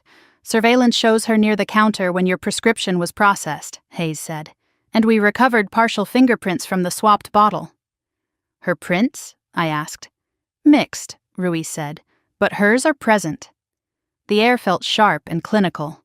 And Victor? I asked. He's cooperating, Hayes said. I almost laughed. Self-preservation, Ruiz added calmly. He confirmed the 3-layer plan? I asked. Yes, Hayes replied. Poison in the vodka, medication tampering, forged inheritance documents. And the timing? I asked. Funeral, Ruiz said. High emotional cover, reduced suspicion. I stared at the tabletop for a moment. She researched aconitine online, Hayes continued. Search terms include dosage thresholds and cardiac mimicry. How long? I asked. 2 months. 2 months, while texting condolences, while pretending to reconnect. She called the insurance company twice under the pretense of helping with paperwork, Ruiz added. I closed my eyes briefly. How soon are you moving? I asked. Hayes exchanged a look with Ruiz. Soon, he said, but we need one more piece. What? I asked. Recorded intent, Ruiz said. I opened my eyes. She's not stupid, I said. No, Hayes replied, but pressure changes behavior. They leaned forward slightly. We need you to meet with her, Ruiz said. The words didn't surprise me. You want me to wear a wire, I said. Hayes didn't blink. Yes. I exhaled slowly. And provoke her into admitting it. Encourage clarity, Ruiz corrected. I thought about Lily, about the hospital, about the SUV outside my house. What's the risk? I asked. She's under surveillance, Hayes said, but we can't guarantee she won't react unpredictably. She already has, I replied. Ruiz slid a small device across the table. Non-visible, audio only. I picked it up. It was lighter than I expected. Where? I asked. She suggested meeting tomorrow evening at your father's house, Hayes said. She called you? I asked. She contacted you through text, Ruiz corrected gently. We intercepted. I checked my phone. A message from Madison sat unopened. We need to talk, alone. I looked back up. She thinks she can control the narrative, Hayes said. She always has, I replied. Ruiz studied me carefully. Are you emotionally prepared? She asked. I buried my father, I said. I watched my fiancé seize on my kitchen floor. I'm past unprepared. Silence hung for a moment. Hayes nodded once. We'll position agents nearby, he said. But the goal is voluntary admission. I slid the device into my coat pocket. What if she doesn't confess? I asked. Ruiz met my gaze. She will. I left the building with a new weight in my pocket and a colder clarity in my chest. Snow drifted sideways across the parking lot. The city felt distant, muted. When I got back to the hospital, Ethan was sitting up slightly in bed. Where'd you go? He asked softly. Federal meeting, I replied. He raised an eyebrow weakly. That escalated. It needed to. I sat beside him. They know, I said. He watched my face. Know what? He asked. Everything. His hand found mine. She meant for you to drink it, he said quietly. Yes. And she meant for it to look natural. Yes. He closed his eyes briefly. You're going to meet her, aren't you? Yes. His grip tightened slightly. Be careful. I always am. Back home, I prepared the house like I used to prepare briefing rooms. No clutter, no loose distractions. I placed my father's original will on the desk deliberately. The forged copy beside it. Insurance documents aligned. Let her see what I knew. My phone buzzed. Madison, tomorrow, 8. Dad's house, I typed back. Fine. Her response came instantly. Alone. I didn't answer. Instead, I opened the safe and removed the envelope my father had labeled "Open if trust is broken." I hadn't read it yet. I opened it slowly. Inside was a single page. If either of you ever try to destroy the other over money, you've already lost. He had underlined lost. My chest tightened briefly. Too late. The next evening arrived faster than expected. I attached the recording device beneath the collar of my sweater. Tested it once. Hayes's voice came faintly through the earpiece. Signal clear. I nodded slightly. The house felt colder than usual. Snow layered the yard thickly now. At 7:58, headlights swept across the front window. Madison's car. She stepped onto the porch alone. No tears this time. No mascara streaks. Just calculation. I opened the door before she knocked. You wanted to talk, I said. She stepped inside slowly. Her eyes scanned the room. You changed the locks, she said. Yes. Her gaze landed on the desk in the study. On the documents. You've been busy, she murmured. I have. She walked into the study without invitation. "You always loved this room," she said. "It's where Dad trusted me," I replied. Her jaw tightened. "Still playing the favorite," she said. I leaned against the doorway.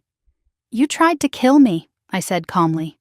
Her lips curved faintly. "Don't be dramatic." "The vodka was laced with aconitine." Silence. "My medication was switched." Her eyes flickered briefly. "You forged the will." She stepped closer to the desk. "You think you're so smart," she said softly. "I know you researched cardiac mimicry." Her gaze snapped to mine. "You always had to be better," she whispered. "Better at what?" I asked. "At surviving," she snapped. The word echoed. "You pledged the insurance as collateral," I continued. She laughed once, sharp. "You weren't supposed to notice." There it was, a small crack. "You weren't supposed to survive," she added. The words hung in the air like smoke. Hayes's faint voice buzzed in my ear. "Stay calm." "You rehearsed narratives," I said. "I had to," she replied. "You would have fought." "Yes," I said. "I would have." She stepped closer now. "Do you know what it feels like," she said, voice low, "to always come second?" "This isn't about second," I replied. "It is," she hissed. "Dad trusted you with everything, the money, the house, the attention." "He trusted responsibility," I said. She laughed again. "You call it responsibility. I call it control." "You tried to take control by killing me," I said. Her face hardened. "I tried to fix a problem," she snapped. "With poison." "With opportunity," she corrected coldly. The words felt surgical. "You would have died peacefully," she continued. "Stress, blood pressure, alcohol, no one would have questioned it." "And Ethan?" I asked. "He poured too soon." No remorse. None. "You were collateral," she added quietly. The word echoed Victor's. "You always survive everything," she said. "This time you weren't supposed to." I met her gaze steadily. "You miscalculated." Her eyes flicked briefly toward the hallway. "You think you've won," she said. "I think you've confessed." Her face changed, a flicker of realization.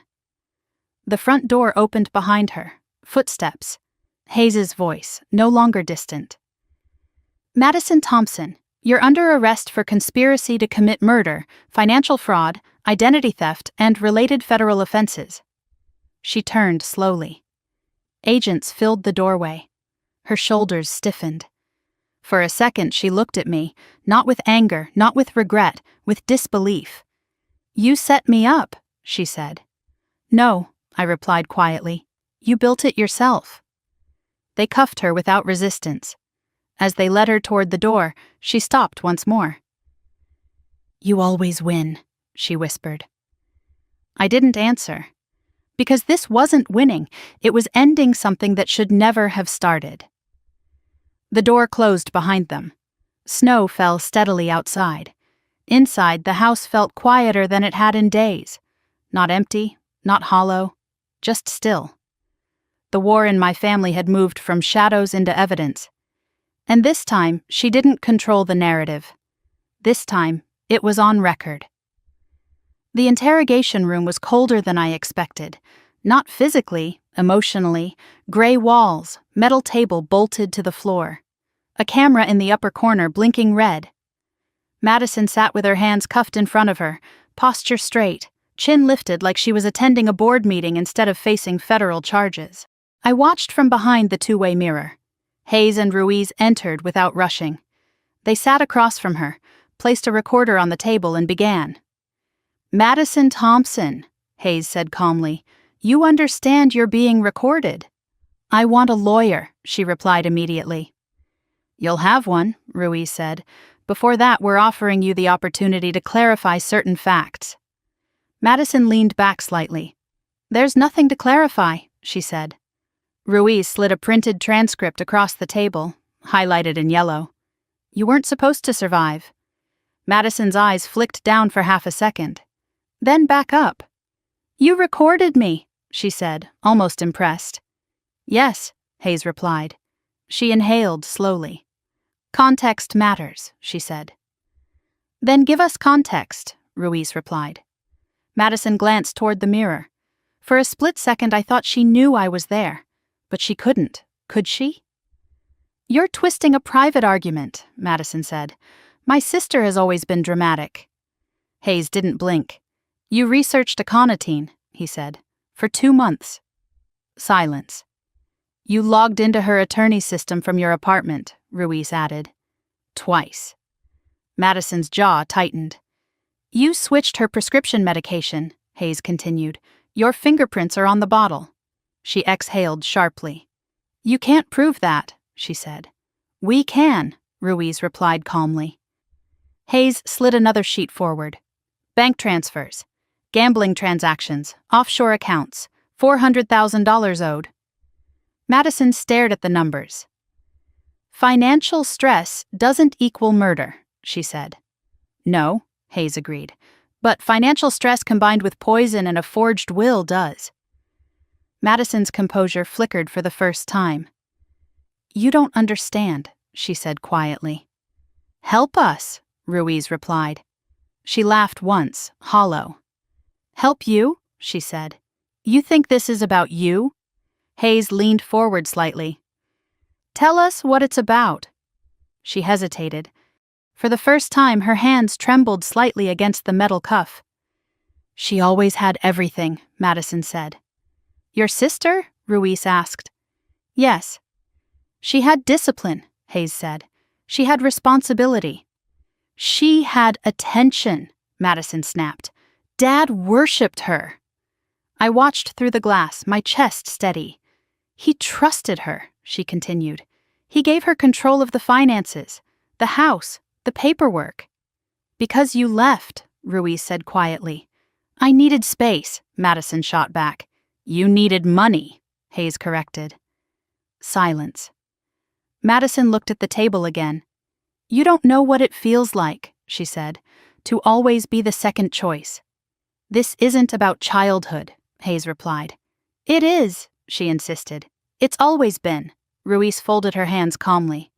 Did you put aconitine in the vodka? She asked directly.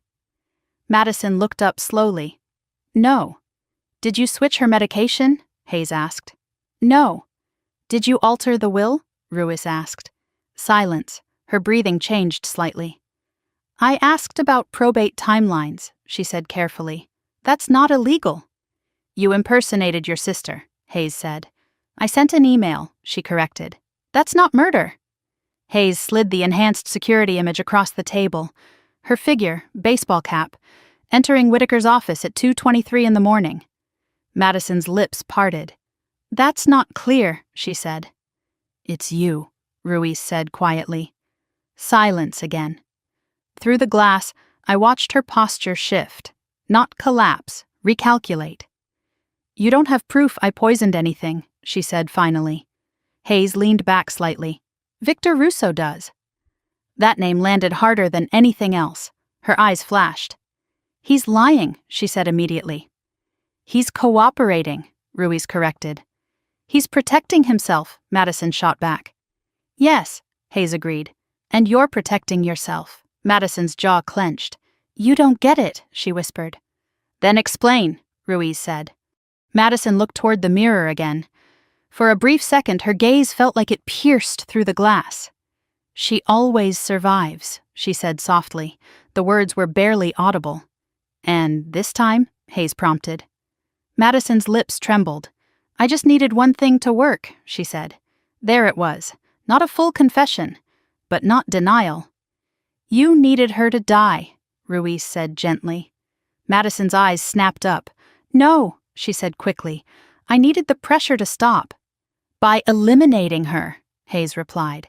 She shook her head rapidly. You're twisting it. Hayes slid Lily's statement summary onto the table. Madison stared at it. She's a child, she whispered.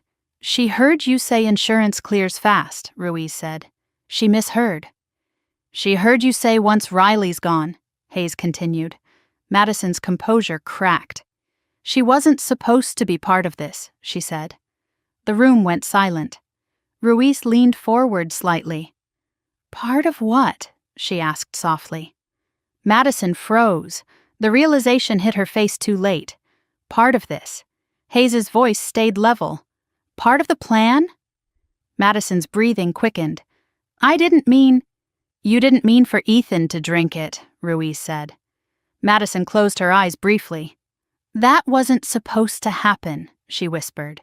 There it was, the pivot. You meant for Riley to drink it, Hayes said. Madison's shoulders slumped just slightly. I thought it would be quick, she said. Silence swallowed the room. You thought what would be quick? Ruiz asked. Madison opened her eyes. For once, she said bitterly, I thought it would be fair. Fair. You researched dosage, Hayes said. Madison's lips parted. You planned around her blood pressure, Ruiz added. I didn't want her to suffer, Madison said. The words were chilling. You wanted her to die cleanly, Hayes said. Madison didn't answer. She stared at the table. You forged the will, Hayes continued. You positioned yourself as sole beneficiary. She had everything, Madison whispered. And that justified murder? Ruiz asked quietly. Madison's head snapped up. I didn't think they'd look that closely, she said. The room stilled. You assumed grief would shield you, Hayes said. She swallowed. Yes. The word was barely audible. Hayes glanced at Ruiz. Ruiz nodded slightly. You understand this constitutes admission of premeditated intent, Hayes said calmly. Madison's eyes widened. I didn't... You acknowledged planning, Ruiz said. Research, timing, outcome. Madison's face drained of color. I didn't want it to look like murder, she whispered. There it was. Full, clear, documented. Behind the glass, I exhaled slowly. Not relief, not triumph. Finality. Madison slumped back in her chair. They never choose me, she said hollowly. Hayes's voice stayed steady. You chose this. She laughed once, bitter and small. I chose to stop being second. Ruiz leaned back. And now? She asked quietly. Madison stared at the table. Now there was no narrative left to control, no rehearsal, no performance. Just record. The door opened. An officer stepped in. Counsel has arrived, he said. Madison nodded slowly. As she stood, she looked toward the mirror again. This time I stepped back. I didn't need her to see me. She was led out of the room without another word. Hayes and Ruiz exited moments later. Hayes entered the observation room where I stood. You heard it, he said. Yes. She acknowledged planning, intent, and concealment, Ruiz added. Yes. Are you all right? Hayes asked. I thought about the kitchen floor, about Lily's small voice in the cafe, about the SUV outside my house. Yes, I said finally. They nodded. This moves forward to federal prosecution, Hayes said. It should, I replied. As I walked out of the building into the cold night air, snow had stopped. The sky was clear, sharp. For the first time since the funeral, the noise inside my head quieted. Not because the betrayal hurt less, but because it was no longer hidden. Madison had always believed she could rewrite the narrative, that if she controlled timing and emotion, she controlled outcome. Tonight the outcome was recorded, not whispered, not implied, recorded. And this time, survival wasn't luck, it was documented truth. The courtroom felt smaller than the interrogation room. Wood-paneled walls, the faint scent of old paper and polished benches. A federal seal mounted behind the judge's chair, everything orderly, structured, final. Madison sat at the defense table in a navy blazer that looked too formal for someone facing first-degree attempted murder charges.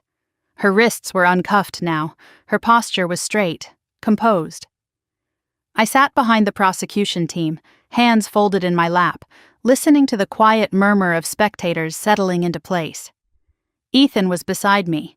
He still moved carefully, slower than usual, but he insisted on being there. I'm fine, he'd said that morning. I'm not missing this. The judge entered. Everyone stood. Proceedings began without theatrics. Charges were read formally: attempted murder in the first degree, inheritance fraud, identity theft, criminal conspiracy tied to organized gambling operations. Madison didn't look at me when the charges were spoken. Her attorney rose. "We enter a plea of not guilty at this time," he said calmly. Of course. Plea bargains were leverage. Truth was strategy. The prosecutor stood next. "We intend to demonstrate premeditation over a 2-month period," she said. "We will present evidence of poison acquisition, prescription tampering, forged legal documents, and recorded admissions." Recorded admissions. Madison's fingers tightened briefly on the edge of the table. The judge scheduled trial dates, pre-trial motions, evidence hearings. The machinery of justice moved steadily, unemotional. After the session adjourned, Madison was escorted toward the holding area. She glanced up once. Our eyes met. There was no apology in her expression, no regret, only calculation. "You didn't have to do this," she said quietly as officers paused beside her. I stepped closer, ignoring the warning look from one of the marshals. "You did," I replied. She shook her head faintly. "You could have walked away." "From what?" I asked. "From making this public. You made it public the moment you poisoned my kitchen." Her jaw tightened. "They won't understand," she said. "They already do." She was led away before she could respond. The hallway outside the courtroom buzzed with low conversation. Reporters lingered near the exit doors, microphones visible, cameras discreet but ready. "Ms. Thompson," one called gently as I stepped into the corridor, "do you have a statement?" I didn't slow down. "No." "Do you believe justice is being served?" another asked. I stopped for half a second. "I believe accountability matters," I said simply. Then I kept walking. Outside, the winter air was sharp and clean. Snow from the previous night clung to the edges of the courthouse steps. Ethan exhaled slowly beside me. "She didn't look scared," he said. "She's not," I replied. "Should she be?" "Not yet." He studied my face. "You're steady," he observed. "I've had practice." We drove back toward Eugene in silence. The highway stretched gray and open ahead of us. My phone buzzed. Larson. "She'll likely seek a plea deal once her attorney reviews the full evidence," he said. "Will you recommend it?" I asked. "That depends." "On what?" "Whether she cooperates further against the betting network." I looked out at the passing trees. "She won't," I said. "Why are you sure?" "Because she still believes she's justified." Larson was silent for a moment. "You're probably right," he said. After we ended the call, Ethan reached for my hand. "You okay?" he asked. "Yes." It was true. The anger that had burned hot in the first days after the hospital had cooled into something steadier, controlled, focused. When we pulled into the driveway of my father's house, I noticed fresh tire tracks in the snow near the curb, different from the patrol car earlier. Wider, heavier vehicle. I slowed. "You see that?" Ethan asked quietly. "Yes." We didn't get out immediately. Instead, I scanned the street. Quiet. No visible cars idling. No headlights. The house looked undisturbed. Still. I parked but didn't turn off the engine right away. "You want me to call someone?" Ethan asked. "No." I stepped out and walked toward the front door. The reinforced deadbolt remained intact. No scratches, no forced entry. But the mailbox hung slightly open. I opened it carefully. Inside was a plain white envelope. No postage, no address. Just my name written in block letters. I brought it inside and locked the door behind us. Ethan watched from the kitchen as I opened it. Inside was a single photograph. Me, standing outside the federal building earlier that day. Taken from across the street, close enough to see my face clearly. On the back, one sentence: "You're still collateral." The paper felt cold in my hand. Ethan stepped closer. "Is that from them?" he asked. "Yes." "Madison's in custody," he said. "This isn't Madison," I replied. He understood immediately. Victor's network, pressure, retaliation. I picked up my phone and dialed Hayes. "Something's escalating," I said when he answered. I described the photograph. "Do not leave the house," he said immediately. "We're sending a unit." "They're trying to intimidate me," I said. "Yes," he replied, "which means the prosecution is hitting the right nerve." I hung up and placed the photo on the table. Ethan stared at it. "They won't stop, will they?" he asked. "They will," I said calmly, "when it becomes too expensive not to." He studied my face again. "You're not afraid," he said. "I am," I replied honestly. He blinked.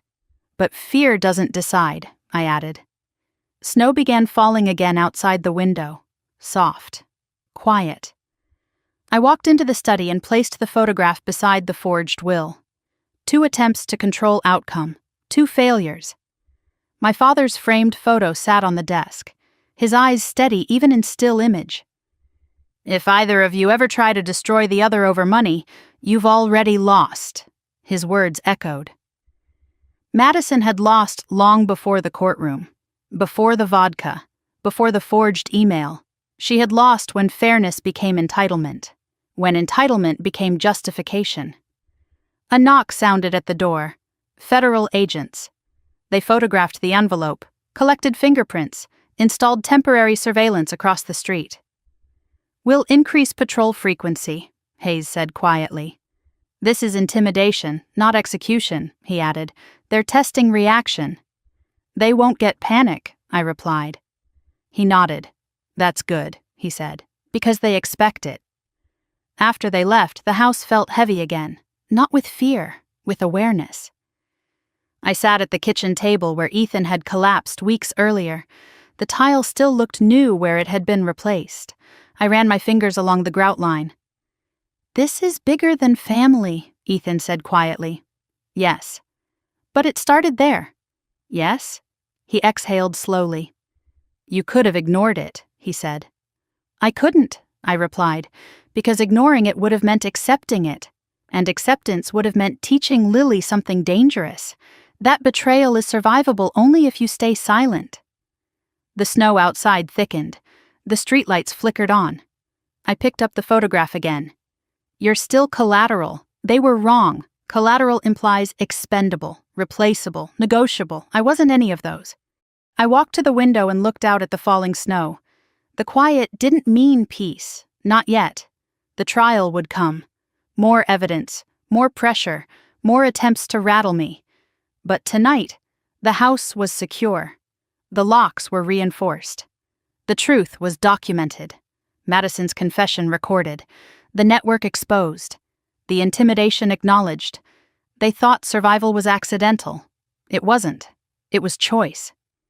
And as I turned off the lights one by one, I understood something clearly. The battlefield had shifted. It wasn't just about proving Madison guilty anymore. It was about dismantling everything that believed my life was a negotiable asset. And I had no intention of walking away. The first morning of trial felt colder than the day of my father's funeral. Not because of the weather, because there was no illusion left. Snow had hardened into thin sheets of ice along the courthouse steps. Reporters lined the sidewalk this time, not subtle anymore. Camera lenses followed every movement as Ethan and I stepped out of the car. "Ms. Thompson, do you believe your sister intended to kill you?" someone called. I didn't answer. Inside, the federal courtroom buzzed with low conversation. Jurors filed in one by one, eyes careful, expressions neutral. Madison entered last. No cuffs, no visible panic. She wore a gray suit today, hair pulled back tightly. Controlled. Strategic. She didn't look at me. The judge took the bench. The prosecutor stood first for opening statements. "This is not a case of impulsive violence," she began. "This is a calculated plan executed over 2 months. The defendant researched lethal plant toxins. She altered legal documents to secure inheritance. She tampered with medication. She attempted to stage a death to appear natural." The words were steady, measured. The jury watched. "She believed grief would shield her," the prosecutor continued.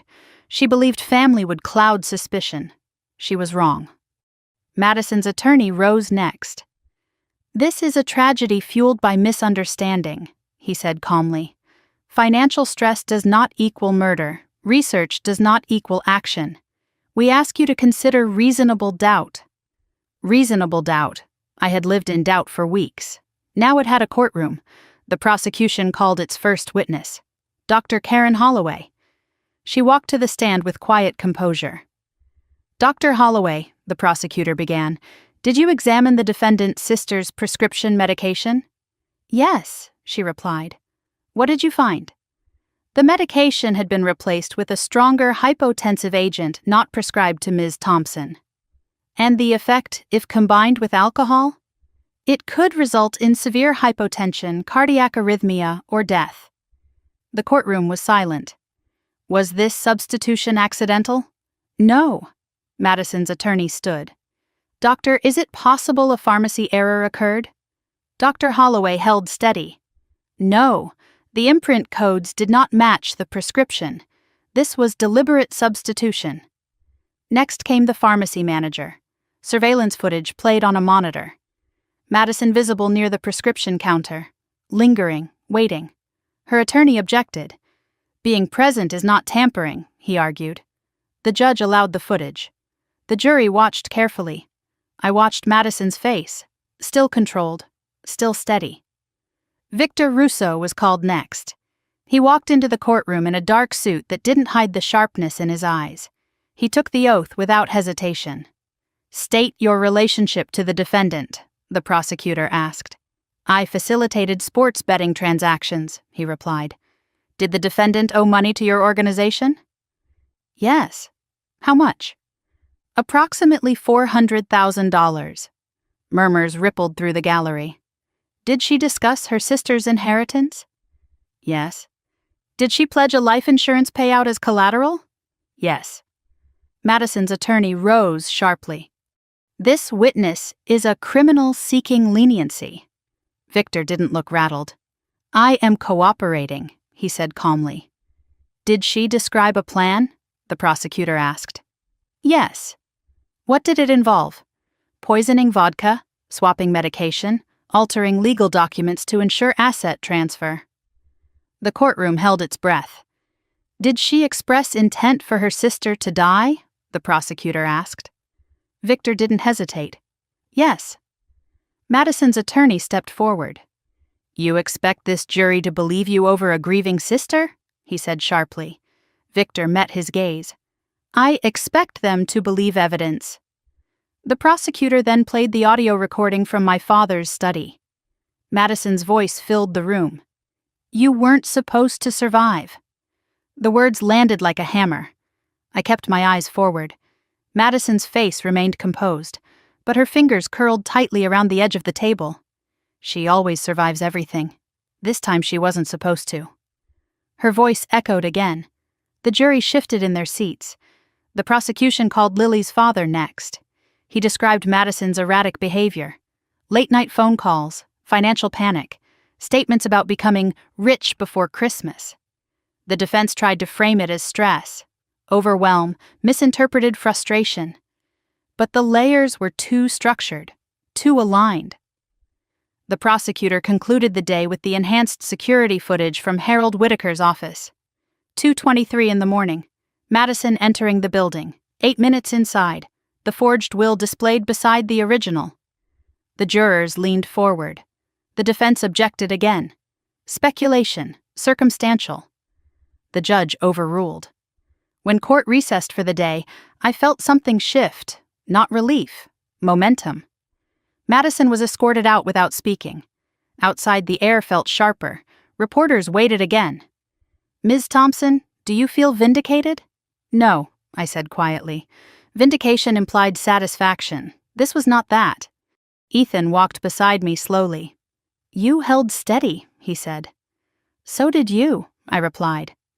He squeezed my hand lightly. At home, the surveillance vehicle still sat discreetly across the street. Federal presence visible now. Less shadow, more deterrent. I stepped inside and closed the door behind us. The house felt quieter tonight, less invaded, more grounded. I walked into the study and sat in my father's chair. The trial wasn't over. More witnesses would come: forensics, digital analysts, financial experts. But the foundation was laid. Madison had believed grief would obscure logic. She had believed family loyalty would blur lines. Instead, the lines were sharp, clear, documented. My phone buzzed. A message from Hayes. "Strong day," I typed back. "She'll try to spin tomorrow." "Likely," he replied. I set the phone down and looked at the envelope labeled "Open if trust is broken." Trust had broken long ago. This wasn't about winning. It wasn't about revenge. It was about stopping something before it became generational. Lily would testify soon. That weighed heavier than any courtroom exchange, an 11-year-old carrying adult consequences. I closed my eyes briefly. The snow outside began again, quiet and steady. War zones taught me something simple. Momentum matters, day by day, evidence by evidence. Truth layered carefully until denial collapses under its own weight. Madison still believed she was misunderstood. But misunderstanding doesn't research poison. Misunderstanding doesn't forge signatures at 2:23 in the morning. Misunderstanding doesn't pledge a sister's death as collateral. Tomorrow, more pieces would fall into place. Tonight, the house remained secure. The trial had begun. And for the first time since that glass shattered on my kitchen floor, the truth was no longer hidden in whispers. It was spoken aloud, under oath, in record. And that changed everything. The second week of trial began with forensic evidence, cold, precise, unemotional. A toxicologist took the stand first, a woman in her early 50s with steady hands and a voice that never wavered. "We identified aconitine in the vodka bottle recovered from Ms. Thompson's residence," she said. "How certain are you?" the prosecutor asked. "Beyond scientific doubt." "And the concentration?" "High enough to induce fatal arrhythmia in a healthy adult, higher risk in individuals with underlying cardiovascular conditions." My name wasn't spoken, but the implication hung in the air. The prosecutor stepped closer. "Would symptoms present quickly?" "Yes, within 30 to 60 minutes." The jury shifted slightly. "That aligns with the timeline of Mr. Miller's collapse?" she continued. "Yes." The defense attorney rose slowly. "Doctor, aconitine is a plant-based compound, correct?" "Yes." "Is it commonly found in over-the-counter products?" "No." "Could accidental contamination occur?" "Not at this concentration." The defense paused. "Is it possible someone other than the defendant introduced the toxin?" The toxicologist didn't blink. "Possible in theory, but we found no evidence of external tampering beyond the bottle's reseal marks." "Reseal marks," the phrase echoed sharply.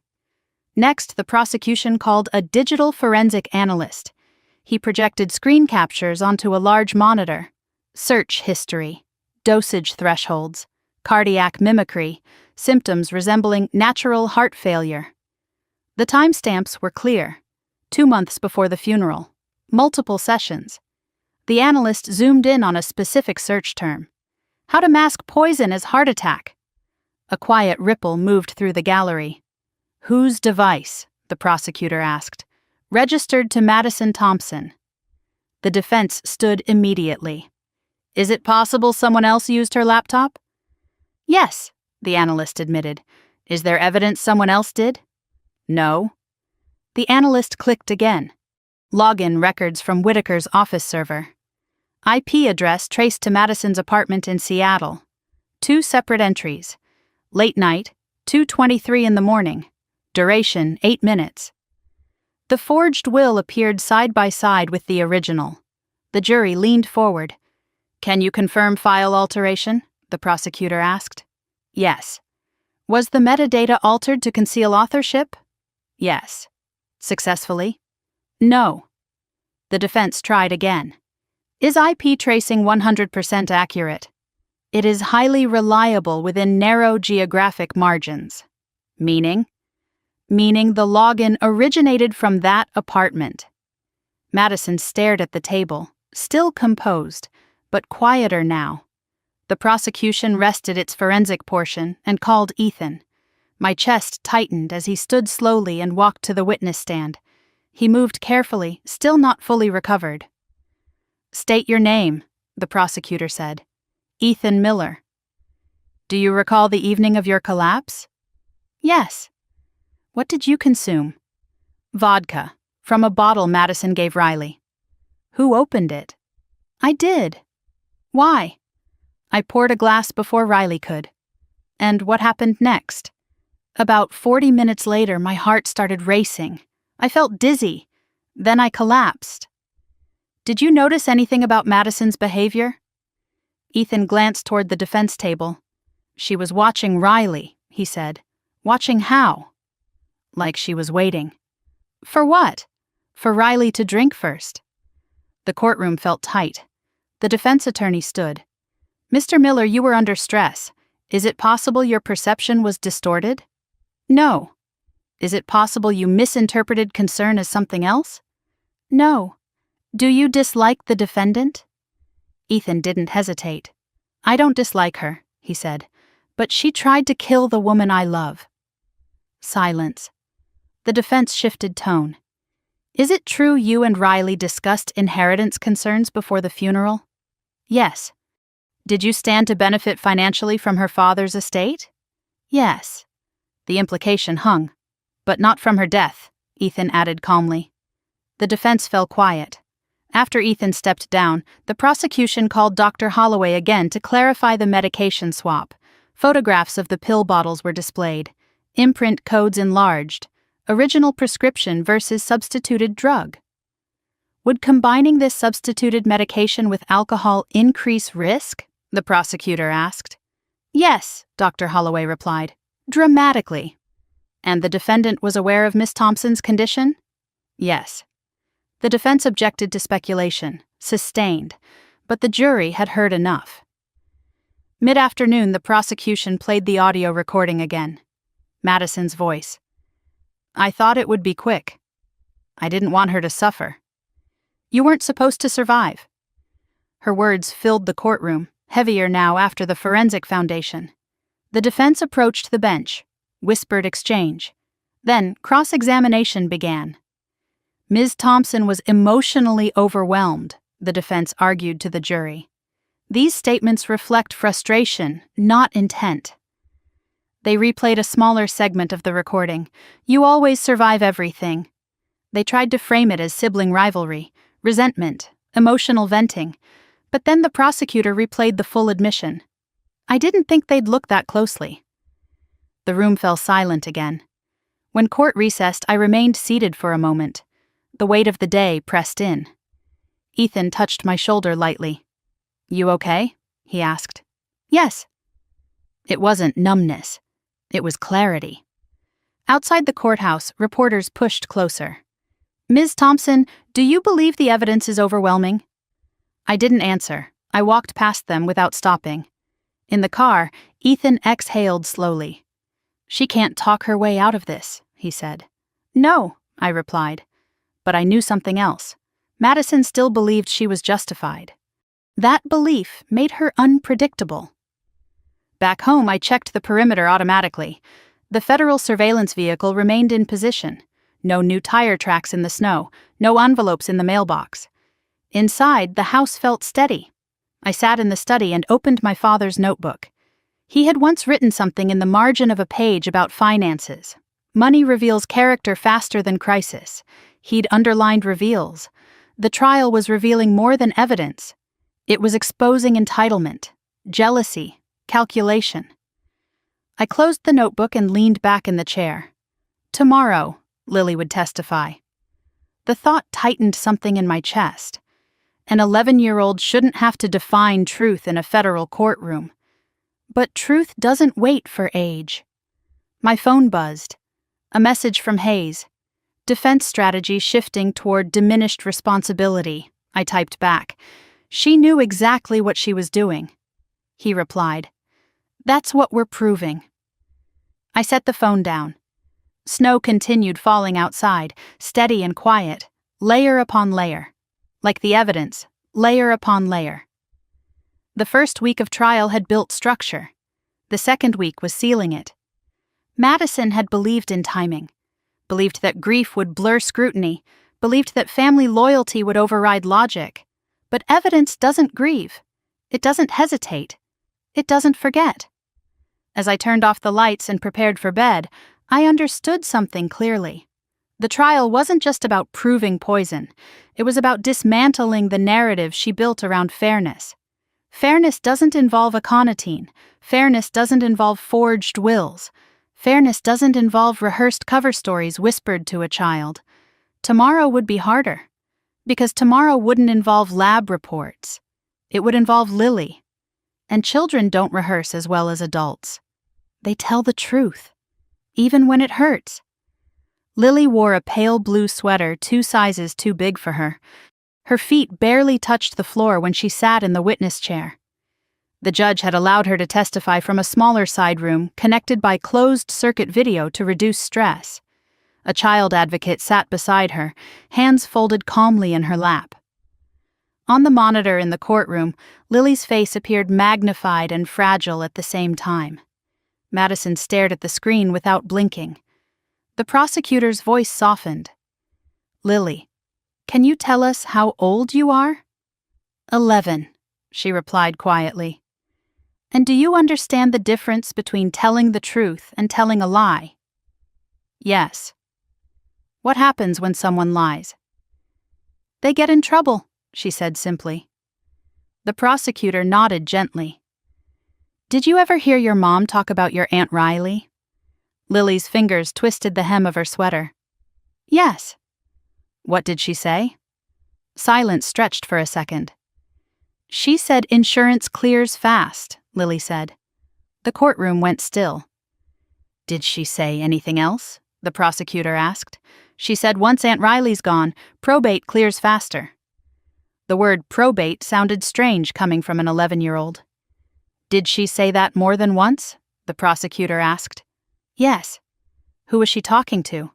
"A man named Vic." Madison's attorney rose. "Objection, hearsay." The judge considered briefly. "Overruled for the purpose of establishing state of mind." The prosecutor continued. "Did your mom ever talk about the vodka?" Lily swallowed. "She said it would work." "What would work?" "The plan." The air felt tight in my lungs. "What plan?" the prosecutor asked gently. Lily hesitated.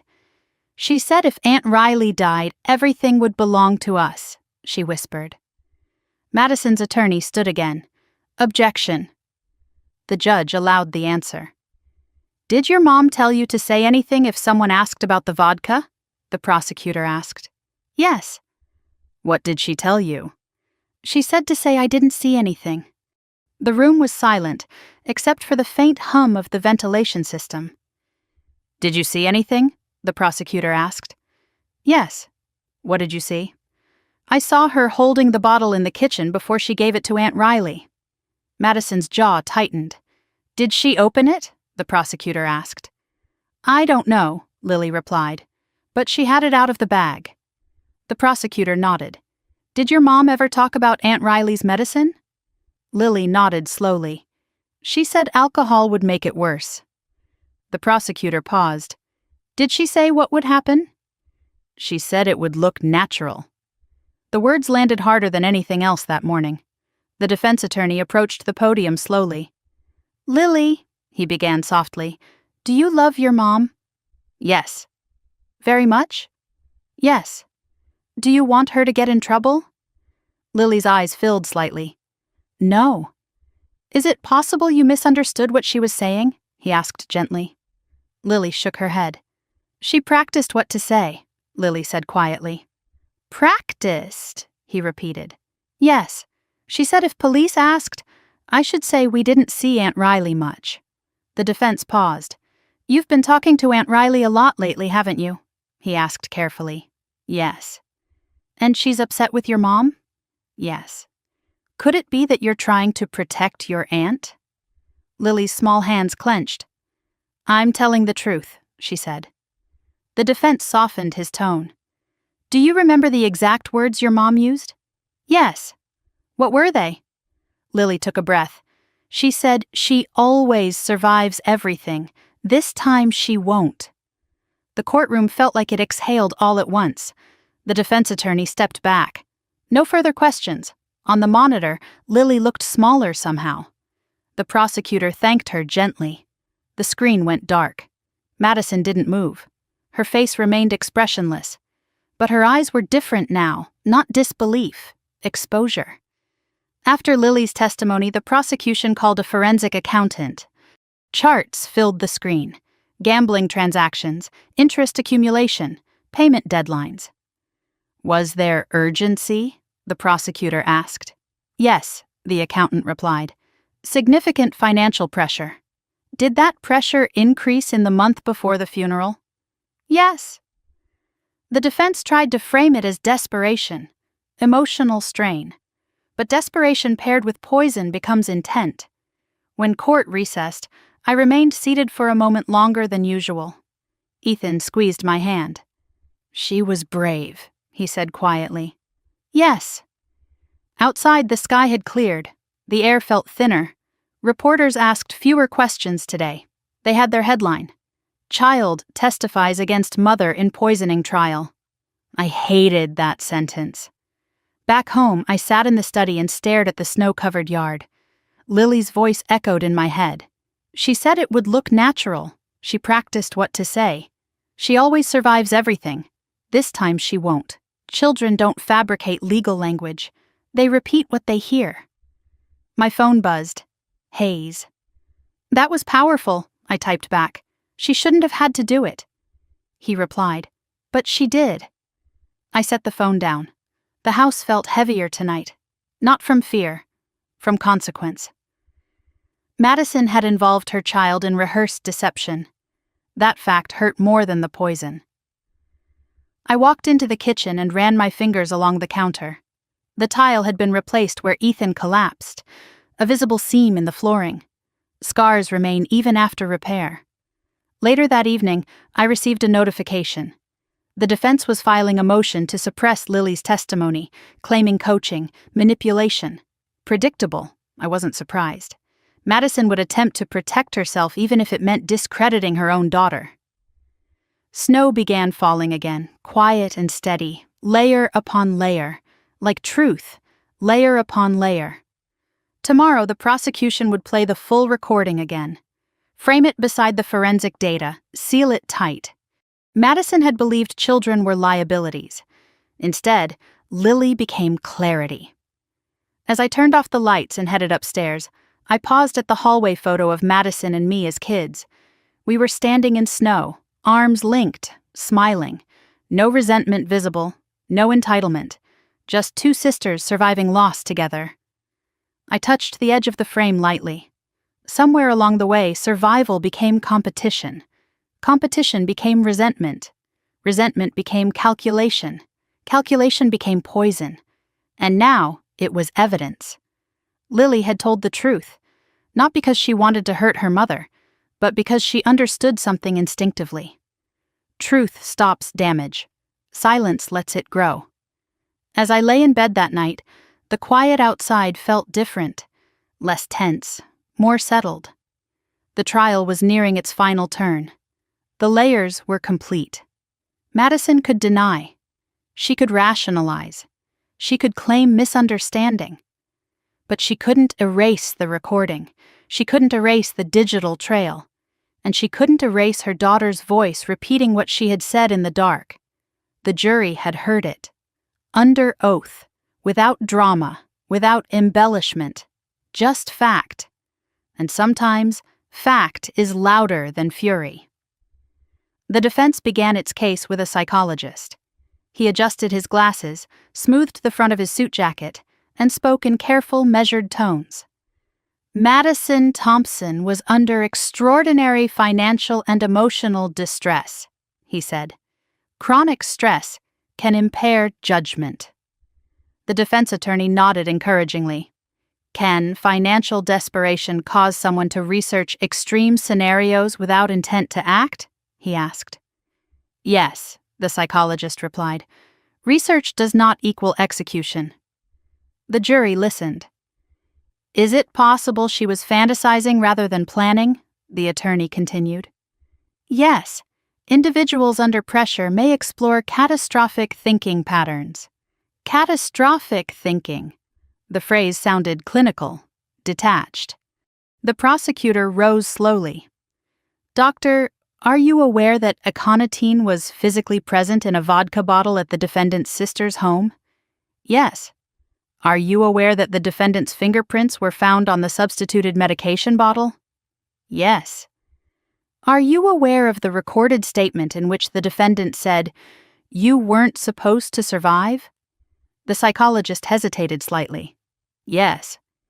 Is catastrophic thinking typically followed by poison acquisition and legal forgery? Silence. Not typically, he admitted. The prosecution stepped back. The defense shifted strategies. They called a character witness, an old friend of Madison's from Seattle. She's impulsive, the friend said, but she's not violent. The prosecutor approached. Were you aware of her gambling debt? No. Were you aware she pledged her sister's life insurance as collateral? The friend's expression faltered. No. No further questions. Next, Madison's attorney did something I hadn't expected. He called Madison herself. A ripple moved through the courtroom.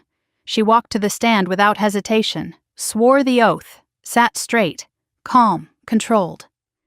Madison, her attorney began gently, did you intend to kill your sister? No, her voice was clear. Did you put poison in that bottle? No. Did you switch her medication? No. Did you forge the will? I sent an email, she replied. But I believed I had authority. The prosecutor stood for cross-examination. Authority to remove yourself as equal beneficiary? She asked. My father trusted me too, Madison said evenly. Did he? The prosecutor asked. Yes. Then why did you send the email at 2:23 in the morning? Silence. I couldn't sleep, Madison replied. And you couldn't wait for business hours? I was anxious. Anxious enough to impersonate your sister? Madison's jaw tightened. I thought it was temporary. Temporary removal of her inheritance? Yes. Why? Because she had everything, Madison snapped before catching herself. The courtroom stilled. Everything? The prosecutor repeated. Yes. She had responsibility, the prosecutor said. She had control, Madison shot back. The prosecutor approached the stand. Did you research aconitine? I research many things, Madison replied. Did you search how to mask poison as heart attack? Madison hesitated. I don't recall. The prosecutor displayed the search history, time-stamped, her user profile visible. Is that your device? She asked. Yes. Is that your account? Yes. And this search was made by you? Madison's composure flickered. I don't remember the context. The prosecutor didn't blink. Did you tell Victor Russo you had a 3-layer plan? No. The prosecutor played Victor's testimony excerpt. She proposed poison, medication swap, altered will. Madison's eyes narrowed. He's lying. The prosecutor pressed further. Did you tell your daughter insurance clears fast? I was discussing paperwork. Did you say once Riley's gone? I meant emotionally gone, Madison said quickly. A faint sound rippled through the gallery. Emotionally gone?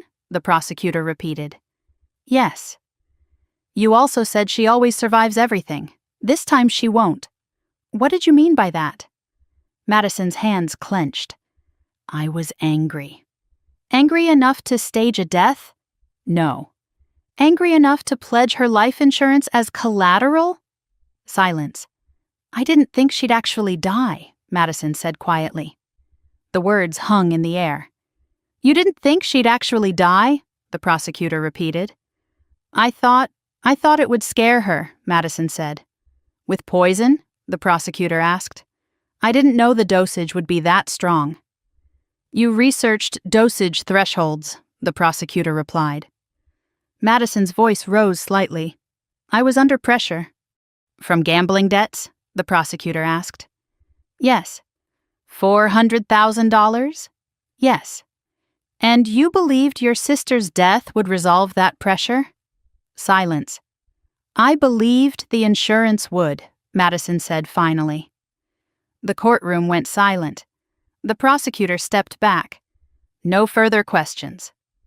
Madison remained on the stand for a moment longer before stepping down. Her attorney tried to regain ground in redirect. Did you love your sister? He asked. Yes, Madison said immediately. Did you want her dead? No. But you admit you believed the insurance payout would resolve your debt? He asked carefully. Yes. And you admit you altered the will to secure that payout? Yes. And you admit you researched poison? Yes. The defense faltered. The redirect didn't recover what had already been exposed. When Madison stepped back to the defense table, she finally glanced at me. Not with disbelief this time, with something closer to resentment, as if this outcome was my fault. Court adjourned early that afternoon. Closing arguments were scheduled for the following day. Outside, the snow had stopped. The sky looked almost clear. Ethan walked beside me slowly. She tried to soften it, he said quietly. She tried to reshape it, I replied. But truth resists reshaping once it's recorded.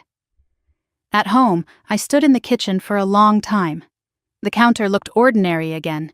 No evidence bags, no technicians, just wood grain and quiet air. I thought about Madison's words. I didn't think she'd actually die.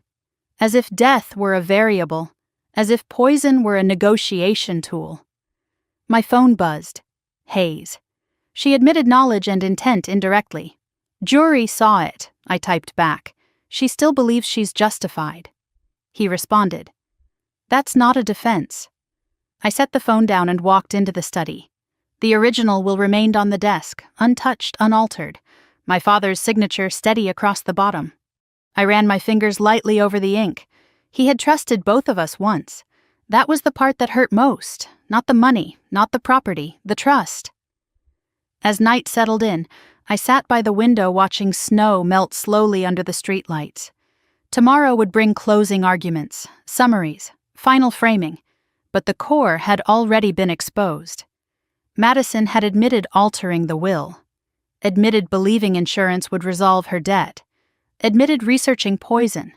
She hadn't cried, she hadn't apologized, she had rationalized, and rationalization is thinner than denial. Because once you justify, you admit. As I turned off the lights and headed upstairs, I understood something clearly. The jury didn't need drama, they didn't need revenge, they needed alignment, and the alignment was complete. Poison, medication swap, forged will, insurance pledge, recorded admission, child testimony, layered, structured, intentional. Tomorrow would not be about proving what happened, it would be about deciding consequence. And for the first time since the funeral, I felt something close to stillness. Not peace, not yet, but inevitability. The courtroom felt heavier on the day of closing arguments. Not louder, heavier. The evidence had been laid out piece by piece over 2 weeks, and now everything narrowed to interpretation. Madison sat perfectly still at the defense table. Gray suit again, hair pulled back, hands folded, composed. The prosecutor rose first. She didn't raise her voice. She didn't pace dramatically. She simply walked to the center of the courtroom and looked at the jury. This case is about premeditation, she began. Not impulse, not misunderstanding, not emotional exaggeration. She paused. For 2 months, the defendant researched lethal poison. She studied cardiac mimicry. She learned how to stage a death to look natural. A screen behind her displayed the search history. How to mask poison as heart attack. Dosage threshold aconitine. Symptoms resemble arrhythmia. These are not the searches of someone venting frustration, she continued. These are the searches of someone preparing. She stepped aside, and another image appeared. The forged will beside the original. 10 days before her father's stroke, she accessed her attorney's server at 2:23 in the morning.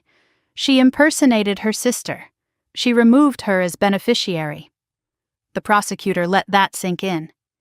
She created financial motive before she created medical opportunity. A faint murmur moved through the courtroom.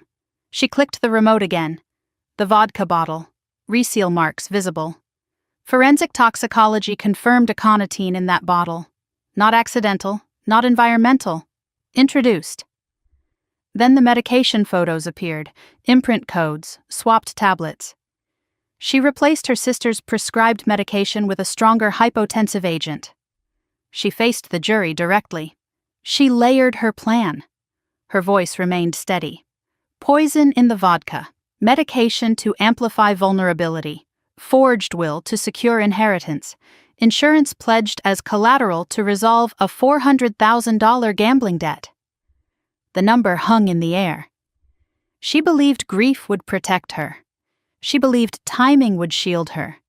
She believed no one would look closely. The prosecutor turned toward Madison briefly. She miscalculated. Then she played the recording one final time. Madison's voice filled the courtroom. You weren't supposed to survive. I didn't want her to suffer. I didn't think they'd look that closely. The room felt airtight. Intent, the prosecutor said quietly. Knowledge, planning, admission. She stepped back. This is not a tragedy of misunderstanding. This is attempted murder with calculated concealment. She returned to her seat. The defense attorney stood slowly. He adjusted his tie. He looked at the jury with a softer expression. This case is about desperation, he began, about financial ruin, about sibling rivalry amplified by grief. He gestured toward Madison. She made mistakes. She altered documents. She researched extreme topics online. But research is not action. He walked toward the jury box. She did not physically administer poison. There is no direct eyewitness testimony of her opening that bottle. He paused. She admitted financial stress. She admitted poor judgment. But she denied intent to kill. He softened his tone further. She said she didn't think her sister would actually die. A few jurors shifted slightly.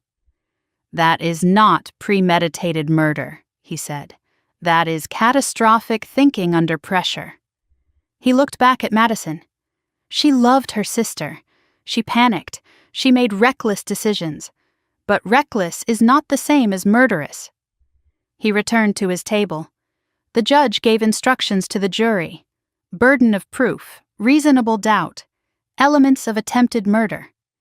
The jury filed out to deliberate. The courtroom emptied slowly. Madison remained seated, staring straight ahead. Her attorney leaned in and whispered something. She nodded once. I stood and walked toward the exit. As I passed her table, she finally spoke. You look confident, she said quietly. I look finished, I replied. She tilted her head slightly. You could still tell them you forgive me, she said. I stopped. This isn't about forgiveness, I said. It could be, she insisted. You tried to kill me, I said calmly. She inhaled slowly. I was drowning, she whispered. You chose poison. She looked away. They'll never understand what it feels like to always be second, she muttered. I didn't answer, because understanding resentment doesn't justify murder. Outside, the winter air felt sharp and clear. Ethan walked beside me. Whatever happens, he said quietly, you did everything right. I didn't want this, I replied. I know. We drove home in silence. Snow had begun falling again, thin and steady. At the house, I walked straight into the study. The envelope labeled, "Open if trust is broken," sat on the desk. I opened it again. If either of you ever try to destroy the other over money, you've already lost. Lost. The word felt different now. Madison believed this trial determined winning and losing. But she had lost long before the courtroom. She had lost when she rehearsed lies to her daughter. She had lost when she researched poison in the dark. She had lost when she measured my life against her debt and decided it was negotiable. My phone buzzed. Hayes. Jury requested playback of recording. I typed back. That's decisive. Likely, he replied. The evening stretched long. Ethan rested on the couch while I stood by the window watching snow accumulate on the porch. My mind didn't race. It moved slowly, steadily, layer by layer, evidence, admission, intent. No single piece stood alone. Together they formed structure. Around 9:30, my phone rang again. Hayes. They've reached a verdict, he said. My pulse didn't spike. When? I asked. Tomorrow morning.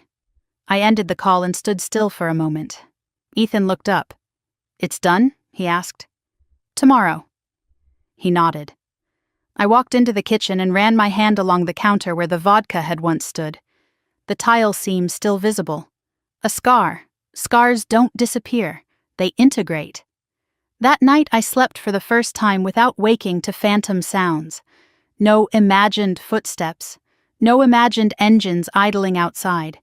Just snow tapping softly against the window. Morning arrived gray and quiet. The courthouse steps were cleared but slick. Reporters were already positioned. This time fewer questions, more anticipation. Inside, the courtroom filled quickly. The jury entered, faces unreadable. The foreperson stood when asked. Has the jury reached a verdict? Yes. The word hung heavy. My hands rested calmly in my lap. Madison sat rigidly. The judge nodded. Please read the verdict. The foreperson unfolded the paper slowly. In the matter of the United States versus Madison Thompson on the charge of attempted murder in the first degree. The pause stretched.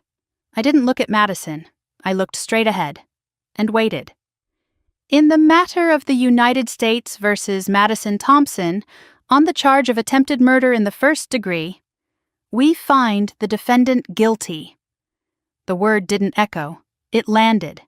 Heavy. Final. Madison didn't flinch immediately. Her face remained still, almost detached, as if the verdict applied to someone else. The foreperson continued. On the charge of inheritance fraud. Guilty. A faint breath escaped someone in the gallery. On the charge of identity theft. Guilty. The air felt tight.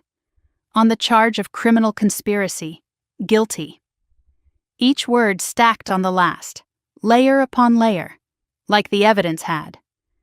The judge asked, Is this the unanimous verdict of the jury?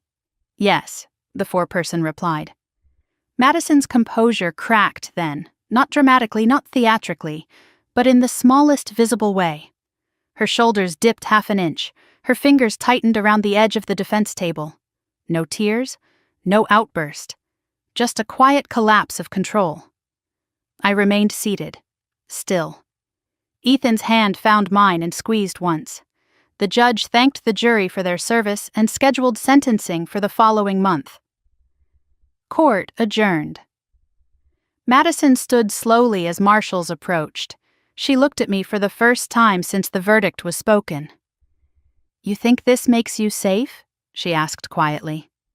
I met her gaze. I think this makes the truth permanent, I replied.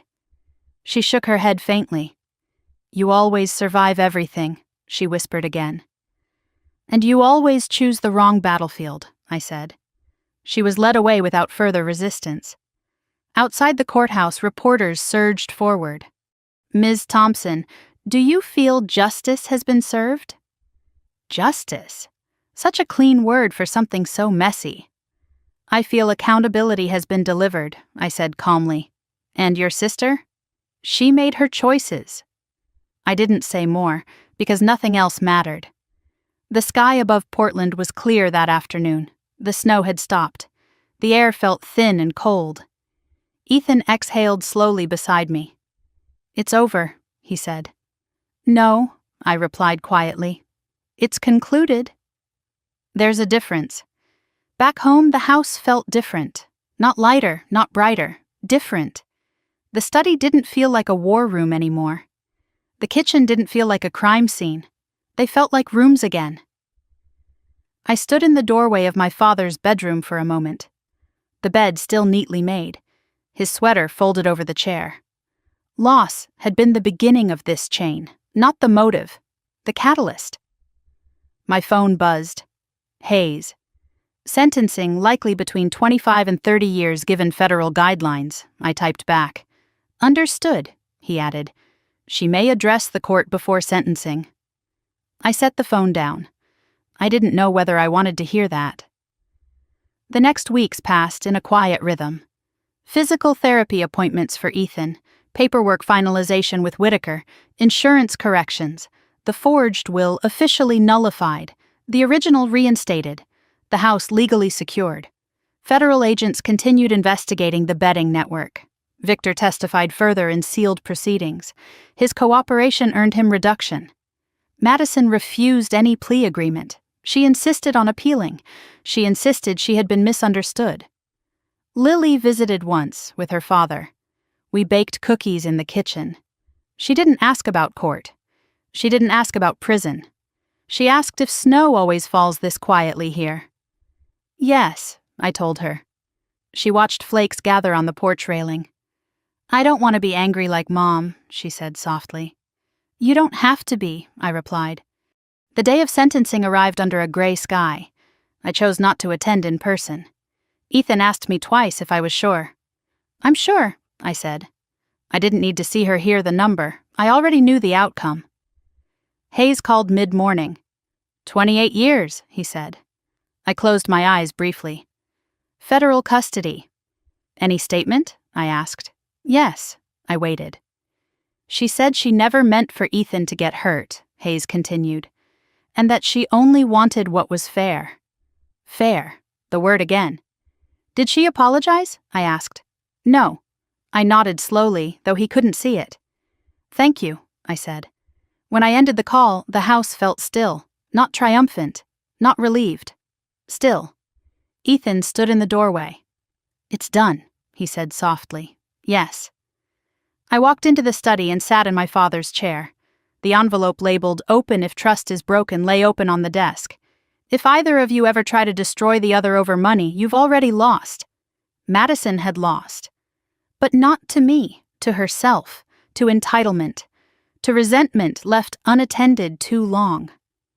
Snow began falling again outside. First of the season's heavier storm, the yard turned white within minutes. I stood and walked to the window. The world looked untouched, clean. But I knew better. Snow covers. It doesn't erase. The war hadn't ended the day of the verdict. It ended the day I refused to stay silent.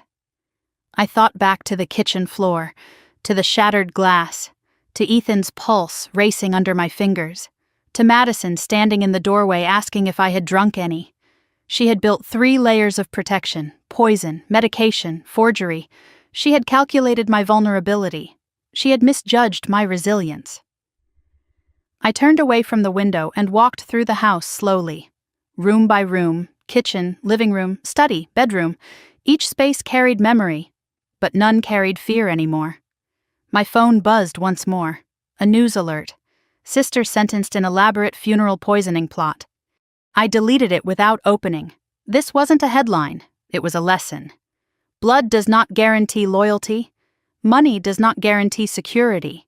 And jealousy, left to ferment, becomes something far more dangerous than debt. That night, I sat at the kitchen table with Ethan. We didn't talk much. We didn't need to. The silence felt earned. I don't feel victorious, he said after a while. Good, I replied. He looked at me. Why? Because this was never about winning. He nodded slowly. Outside, the snow continued falling, thick, steady, quiet. For the first time since the funeral, I slept without dreaming of sirens, without hearing the crack of glass, without replaying her voice. The next morning, the yard was completely white. No footprints, no tire tracks, just open space. I stepped onto the porch and let the cold air fill my lungs. The war in my family had not been fought with weapons. It had been fought with paperwork, poison, and perception. But the principle was the same. You confront what threatens your ground. You hold your position. You document truth. And you refuse to surrender to intimidation. Madison had believed survival was luck. She had believed she could engineer fate. She had believed fairness meant equal outcome. She was wrong. Survival is choice. Peace is choice. And ending a cycle is choice. I closed the door behind me and walked back into the house. The battlefield was no longer outside. It wasn't in a courtroom. It wasn't in a hospital hallway. It was inside the decision to move forward without bitterness, and that was the only victory that mattered. The snow didn't melt for 3 days. It stayed heavy on the roofline and along the fence, muting the world outside my father's house. Sentencing was over. The verdict was final. But closure is quieter than people think. It doesn't arrive with applause. It arrives in stillness. Ethan moved more easily now, his steps steadier across the kitchen tile that had once been slick with spilled vodka. Physical therapy had done its work. The tremor in his hands was gone. The arrhythmia had stabilized.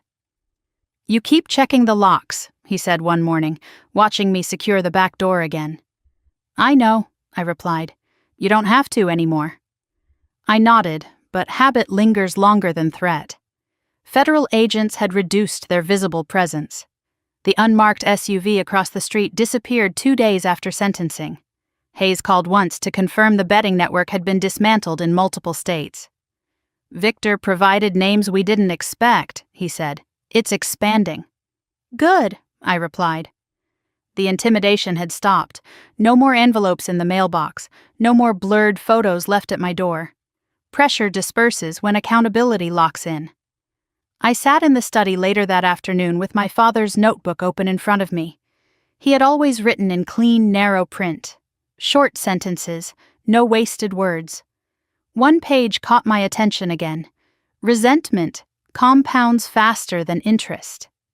He had drawn a small line beneath it. I thought about Madison's face the day of sentencing. Not remorseful, not devastated, just stunned that her calculation had failed. Lily called that evening. "Mom won't be home for a long time," she said quietly. "No," I replied. "Dad says I can visit more if you want." "I'd like that." She hesitated. "Do you think she hates you?" she asked. I leaned back in the chair. "I think she hated what she thought I represented," I said carefully. "What's that?" Lily asked. "Control," I replied. "Responsibility."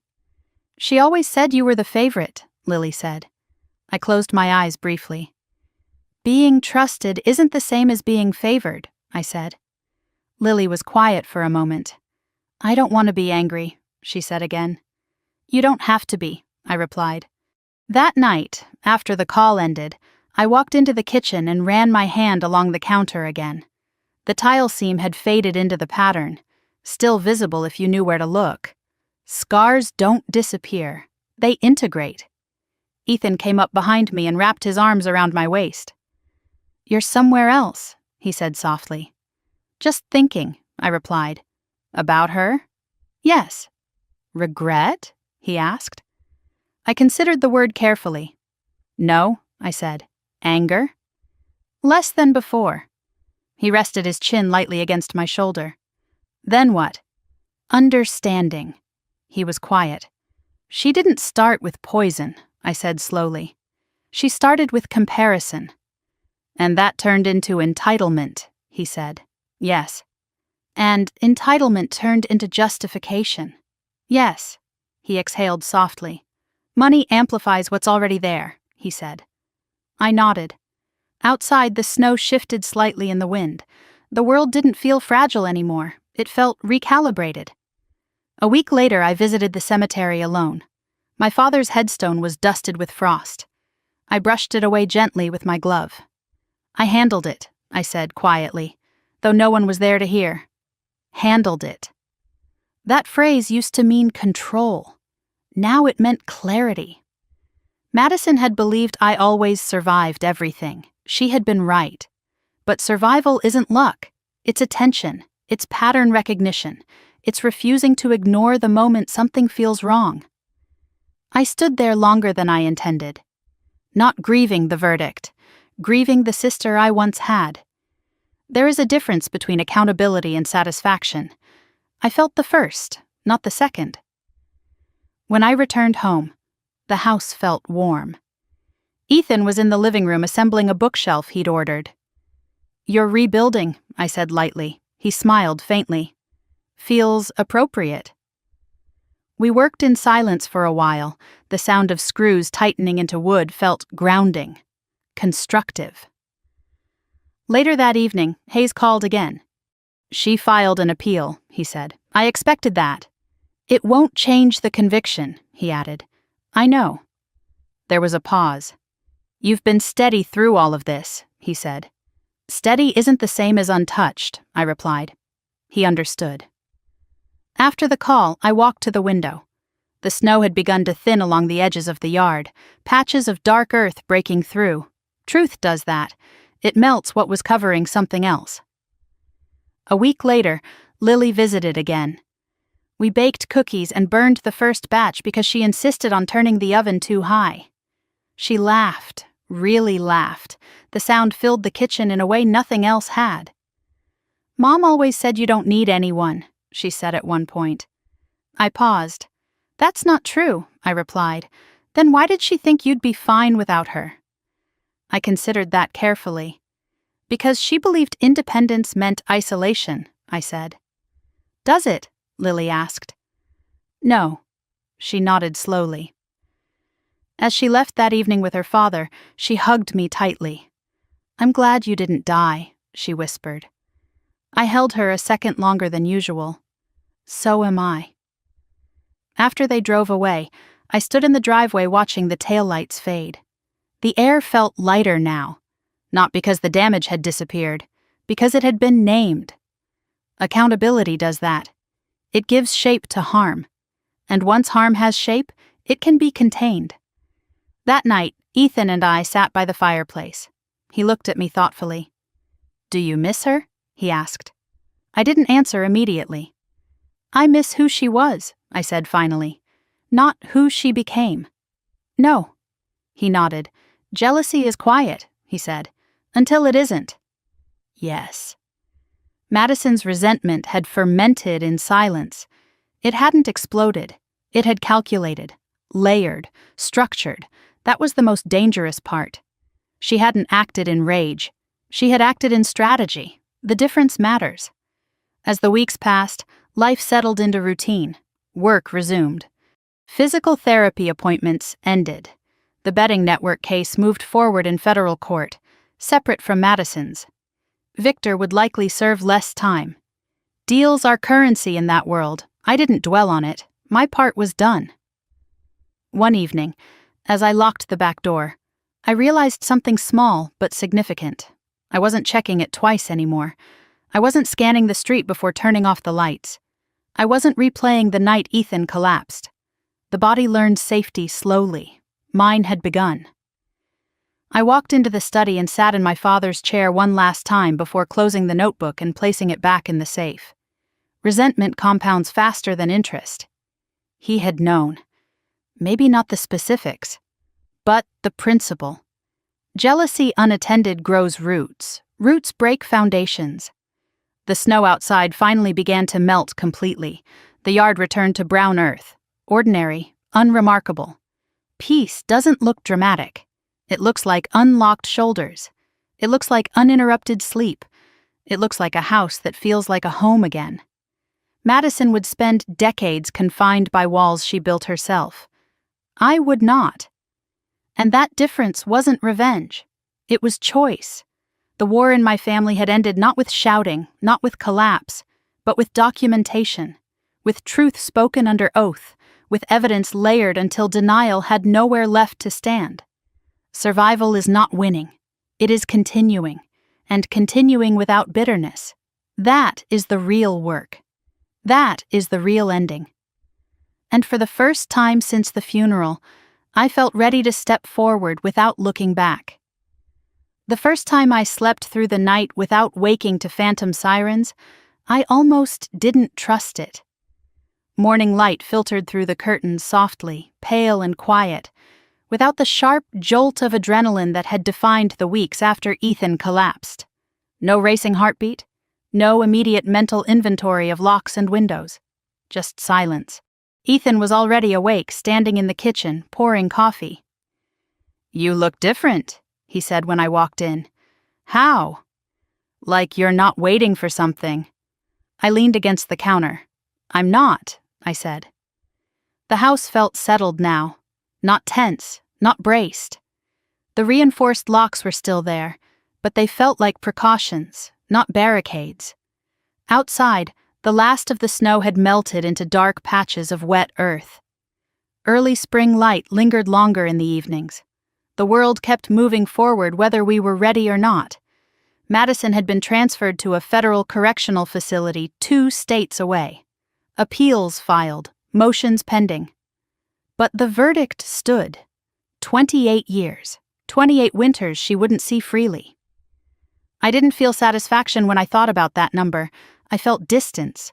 The case had moved from crisis to record, from fear to file, from threat to archive. That shift changes the air in a house. A week later, Lily visited again. She carried a sketchbook with her this time. "I drew something," she said, sitting at the kitchen table. She flipped it open. 2 houses in snow, one with smoke rising from the chimney, one dark.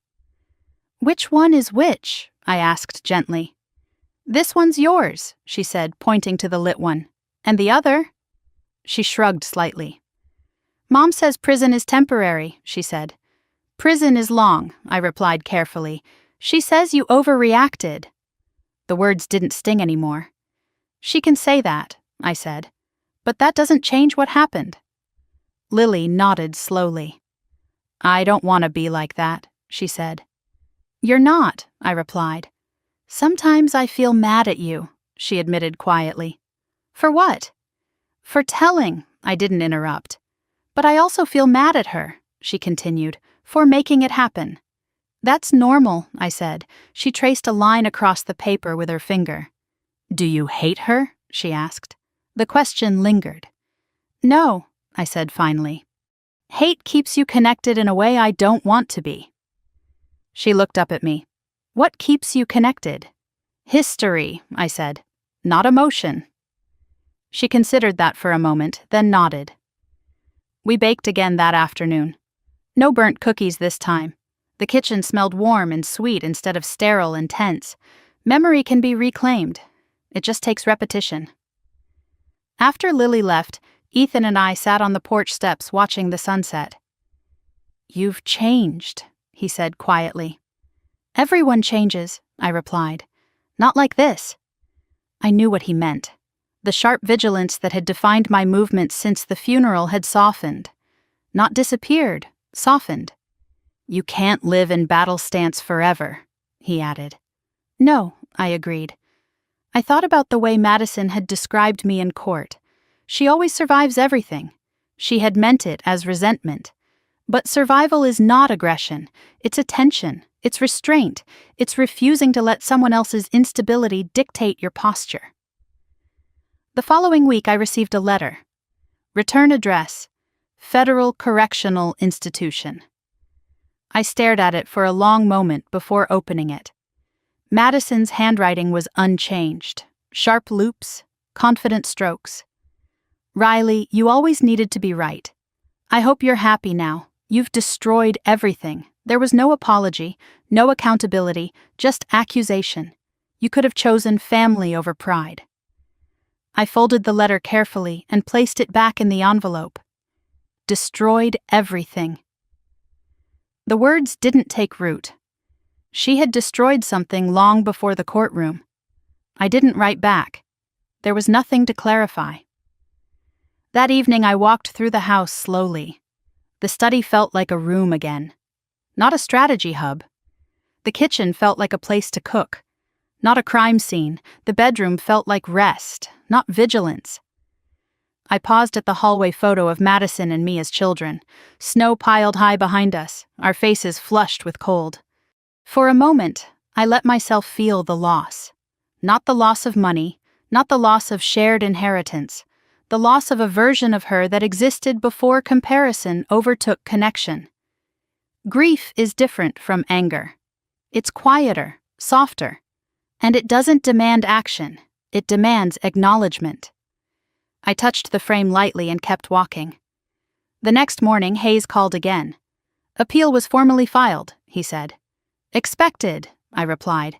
"It won't overturn the conviction. Evidence was layered." "I know," he paused. "You did the right thing." The phrase lingered.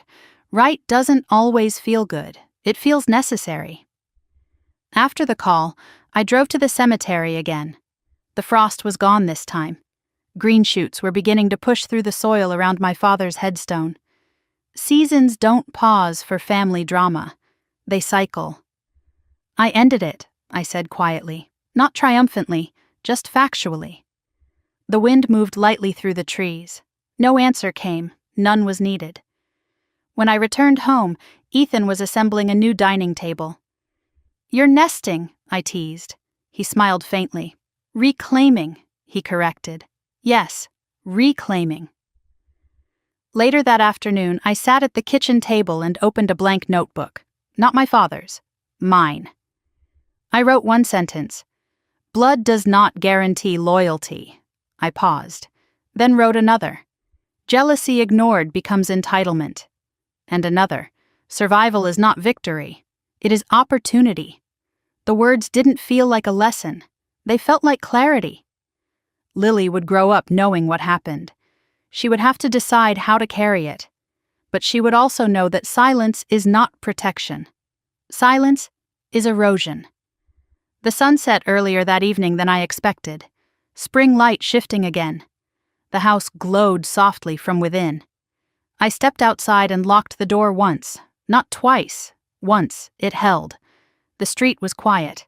No idling engines, no shadowed figures, no waiting, just ordinary night, ordinary air, ordinary peace. The war in my family had not ended with shouting. It had ended with documentation, with recorded words, with a jury's verdict. But the real ending had come later, when I stopped replaying it, when I stopped scanning for threat, when I allowed the house to feel like a home again. Madison believed fairness meant equal outcome.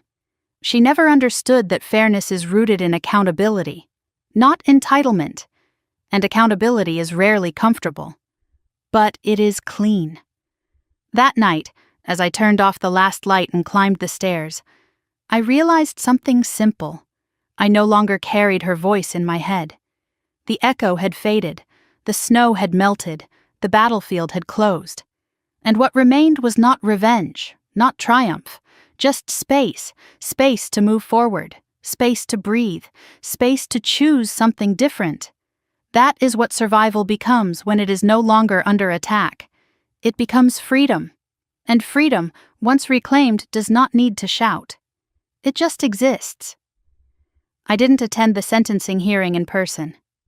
I woke before sunrise that morning and stood in the kitchen barefoot, watching the sky turn from deep blue to gray over the trees behind the house.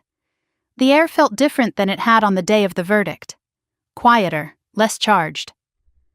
The coffee maker clicked off. Steam curled upward in thin ribbons. Ethan came in a few minutes later, pulling on a sweater. "You're sure?" he asked gently. "Yes," I said. He didn't push. There are moments when showing up feels like strength, and there are moments when not showing up feels like closure. This was the second kind. I sat at the same kitchen table where Ethan had collapsed months ago and opened my laptop. Hayes had told me the hearing would begin at 9 in the morning. He would call after. In the meantime, I had something else to finish. I pulled out a sheet of paper and began writing, not to the judge, not to the jury, to myself. "Madison, you chose calculation over conversation. You chose resentment over responsibility. You chose poison over honesty." I paused. The words felt steady, not angry, just factual. I continued, "You say I destroyed everything. But everything was already broken the moment you decided my life was collateral." I set the pen down and folded the paper once. I wasn't going to send it. Some letters are written for release, not delivery. At 9:27, my phone vibrated. Hayes. "It's done," he said. "How long?" I asked. 28 years, federal custody." "And her statement?" I asked. He paused briefly. She said she never meant for Ethan to get hurt. She said she only wanted what was fair. Fair, the word again. She did not apologize, he added. I didn't expect her to, I replied. She requested reconsideration for Lily's sake. Of course she did. Hayes hesitated. You don't sound surprised. I'm not. After we ended the call, I closed my eyes for a moment. 28 years. I tried to picture that length of time. Lily would be nearly 40. The house would be different. The world would be different. Madison would age behind concrete walls. Not because I wanted her there, but because she built a structure that left no other outcome. Ethan sat across from me. It's finished, he said quietly. Yes. He reached across the table and squeezed my hand. We didn't speak for a while. The silence wasn't heavy, it was complete. Later that afternoon, I drove to the cemetery alone. The grass had grown greener since my last visit. Small flowers dotted the edge of the path. I stood in front of my father's headstone and let the breeze move through my hair. She said she wanted what was fair, I murmured. The wind didn't respond. It didn't need to. Fairness doesn't erase intent. It doesn't rewrite evidence. It doesn't neutralize poison. I brushed my fingers across the engraved letters of his name. You warned us. Not in specifics, in principle, resentment compounds faster than interest. She let it compound. I chose to stop it. When I returned home, the mailbox contained another letter. Return address, the correctional facility. I held it for a moment before opening it. Riley, you've always needed to win. You think prison changes anything? I'll still be your sister. I read the sentence twice. No remorse, no ownership, just persistence. You could have walked away. You chose to ruin us. I folded the letter carefully and placed it beside the first one in a drawer. There was nothing to respond to. That evening, Lily called again. Dad told me the judge said a number, she said quietly. Yes, I replied. Is it forever? No, I said gently. But it's a long time. She was quiet for a moment. Mom said you forced this, she whispered. I didn't rush to answer. What do you think? I asked. She hesitated. I think she did something bad, she said slowly. And bad things have consequences. I closed my eyes briefly. That's right, I said. She exhaled softly. I don't want to hate her, she added. You don't have to, I replied. You can love someone and still know they were wrong. She was quiet again. Can I still come over next weekend? She asked. Yes, I said. Okay. After the call ended, I stood in the kitchen and let the silence settle. The house no longer felt like a place waiting for impact. It felt inhabited, stable. I walked into the study and opened the safe. Inside lay the original will, my father's notebook, and the 2 letters from Madison. I added the unsent letter I had written that morning, not as a threat, not as a message, as a marker. The chapter was closed, not erased, closed. Ethan stepped into the doorway. You look lighter, he said. I feel finished, I replied. He smiled faintly. Finished isn't the same as healed, he said. No, I agreed, but it's a start. We sat on the couch later that night, watching snow begin to fall again outside the window. Not heavy, just enough to dust the yard. I keep thinking about the moment she handed you that bottle, he said quietly. So do I. What did you feel? Instinct, I replied. He looked at me. I felt something was wrong, I said, but I didn't know what. And now, he asked, now I know to trust that feeling. He nodded slowly. That's what this changed most. Not my faith in systems, not my belief in law, my faith in instinct. The subtle shift in air, the slight overemphasis on whether I had drunk from the bottle, the way she watched, those moments matter. I turned off the television and sat in the dim light for a while. The snow outside settled quietly on the porch railing. Peace isn't loud. It's subtle. It's not fireworks or celebration. It's not headlines or applause. It's the absence of tension in your shoulders. It's locking the door once and trusting it. It's sleeping without rehearsing worst-case scenarios. The next morning I woke without checking my phone immediately. That was new. I made coffee, opened the curtains, let sunlight spill into the kitchen. Madison would spend decades replaying her choices. I would not. Her resentment had shaped her outcome. My boundaries had shaped mine. Later that day, I drove past the courthouse without slowing. It looked ordinary. Just another building in the city. The drama it held weeks ago had dissolved into routine. Trials end, records remain. But life moves. As I turned onto the road back home, I understood something clearly. Survival is not victory. It is the opportunity to stop a cycle, and cycles only stop when someone refuses to play their part. Madison played hers. I refused mine, and that refusal changed everything. The war in my family did not end with shouting.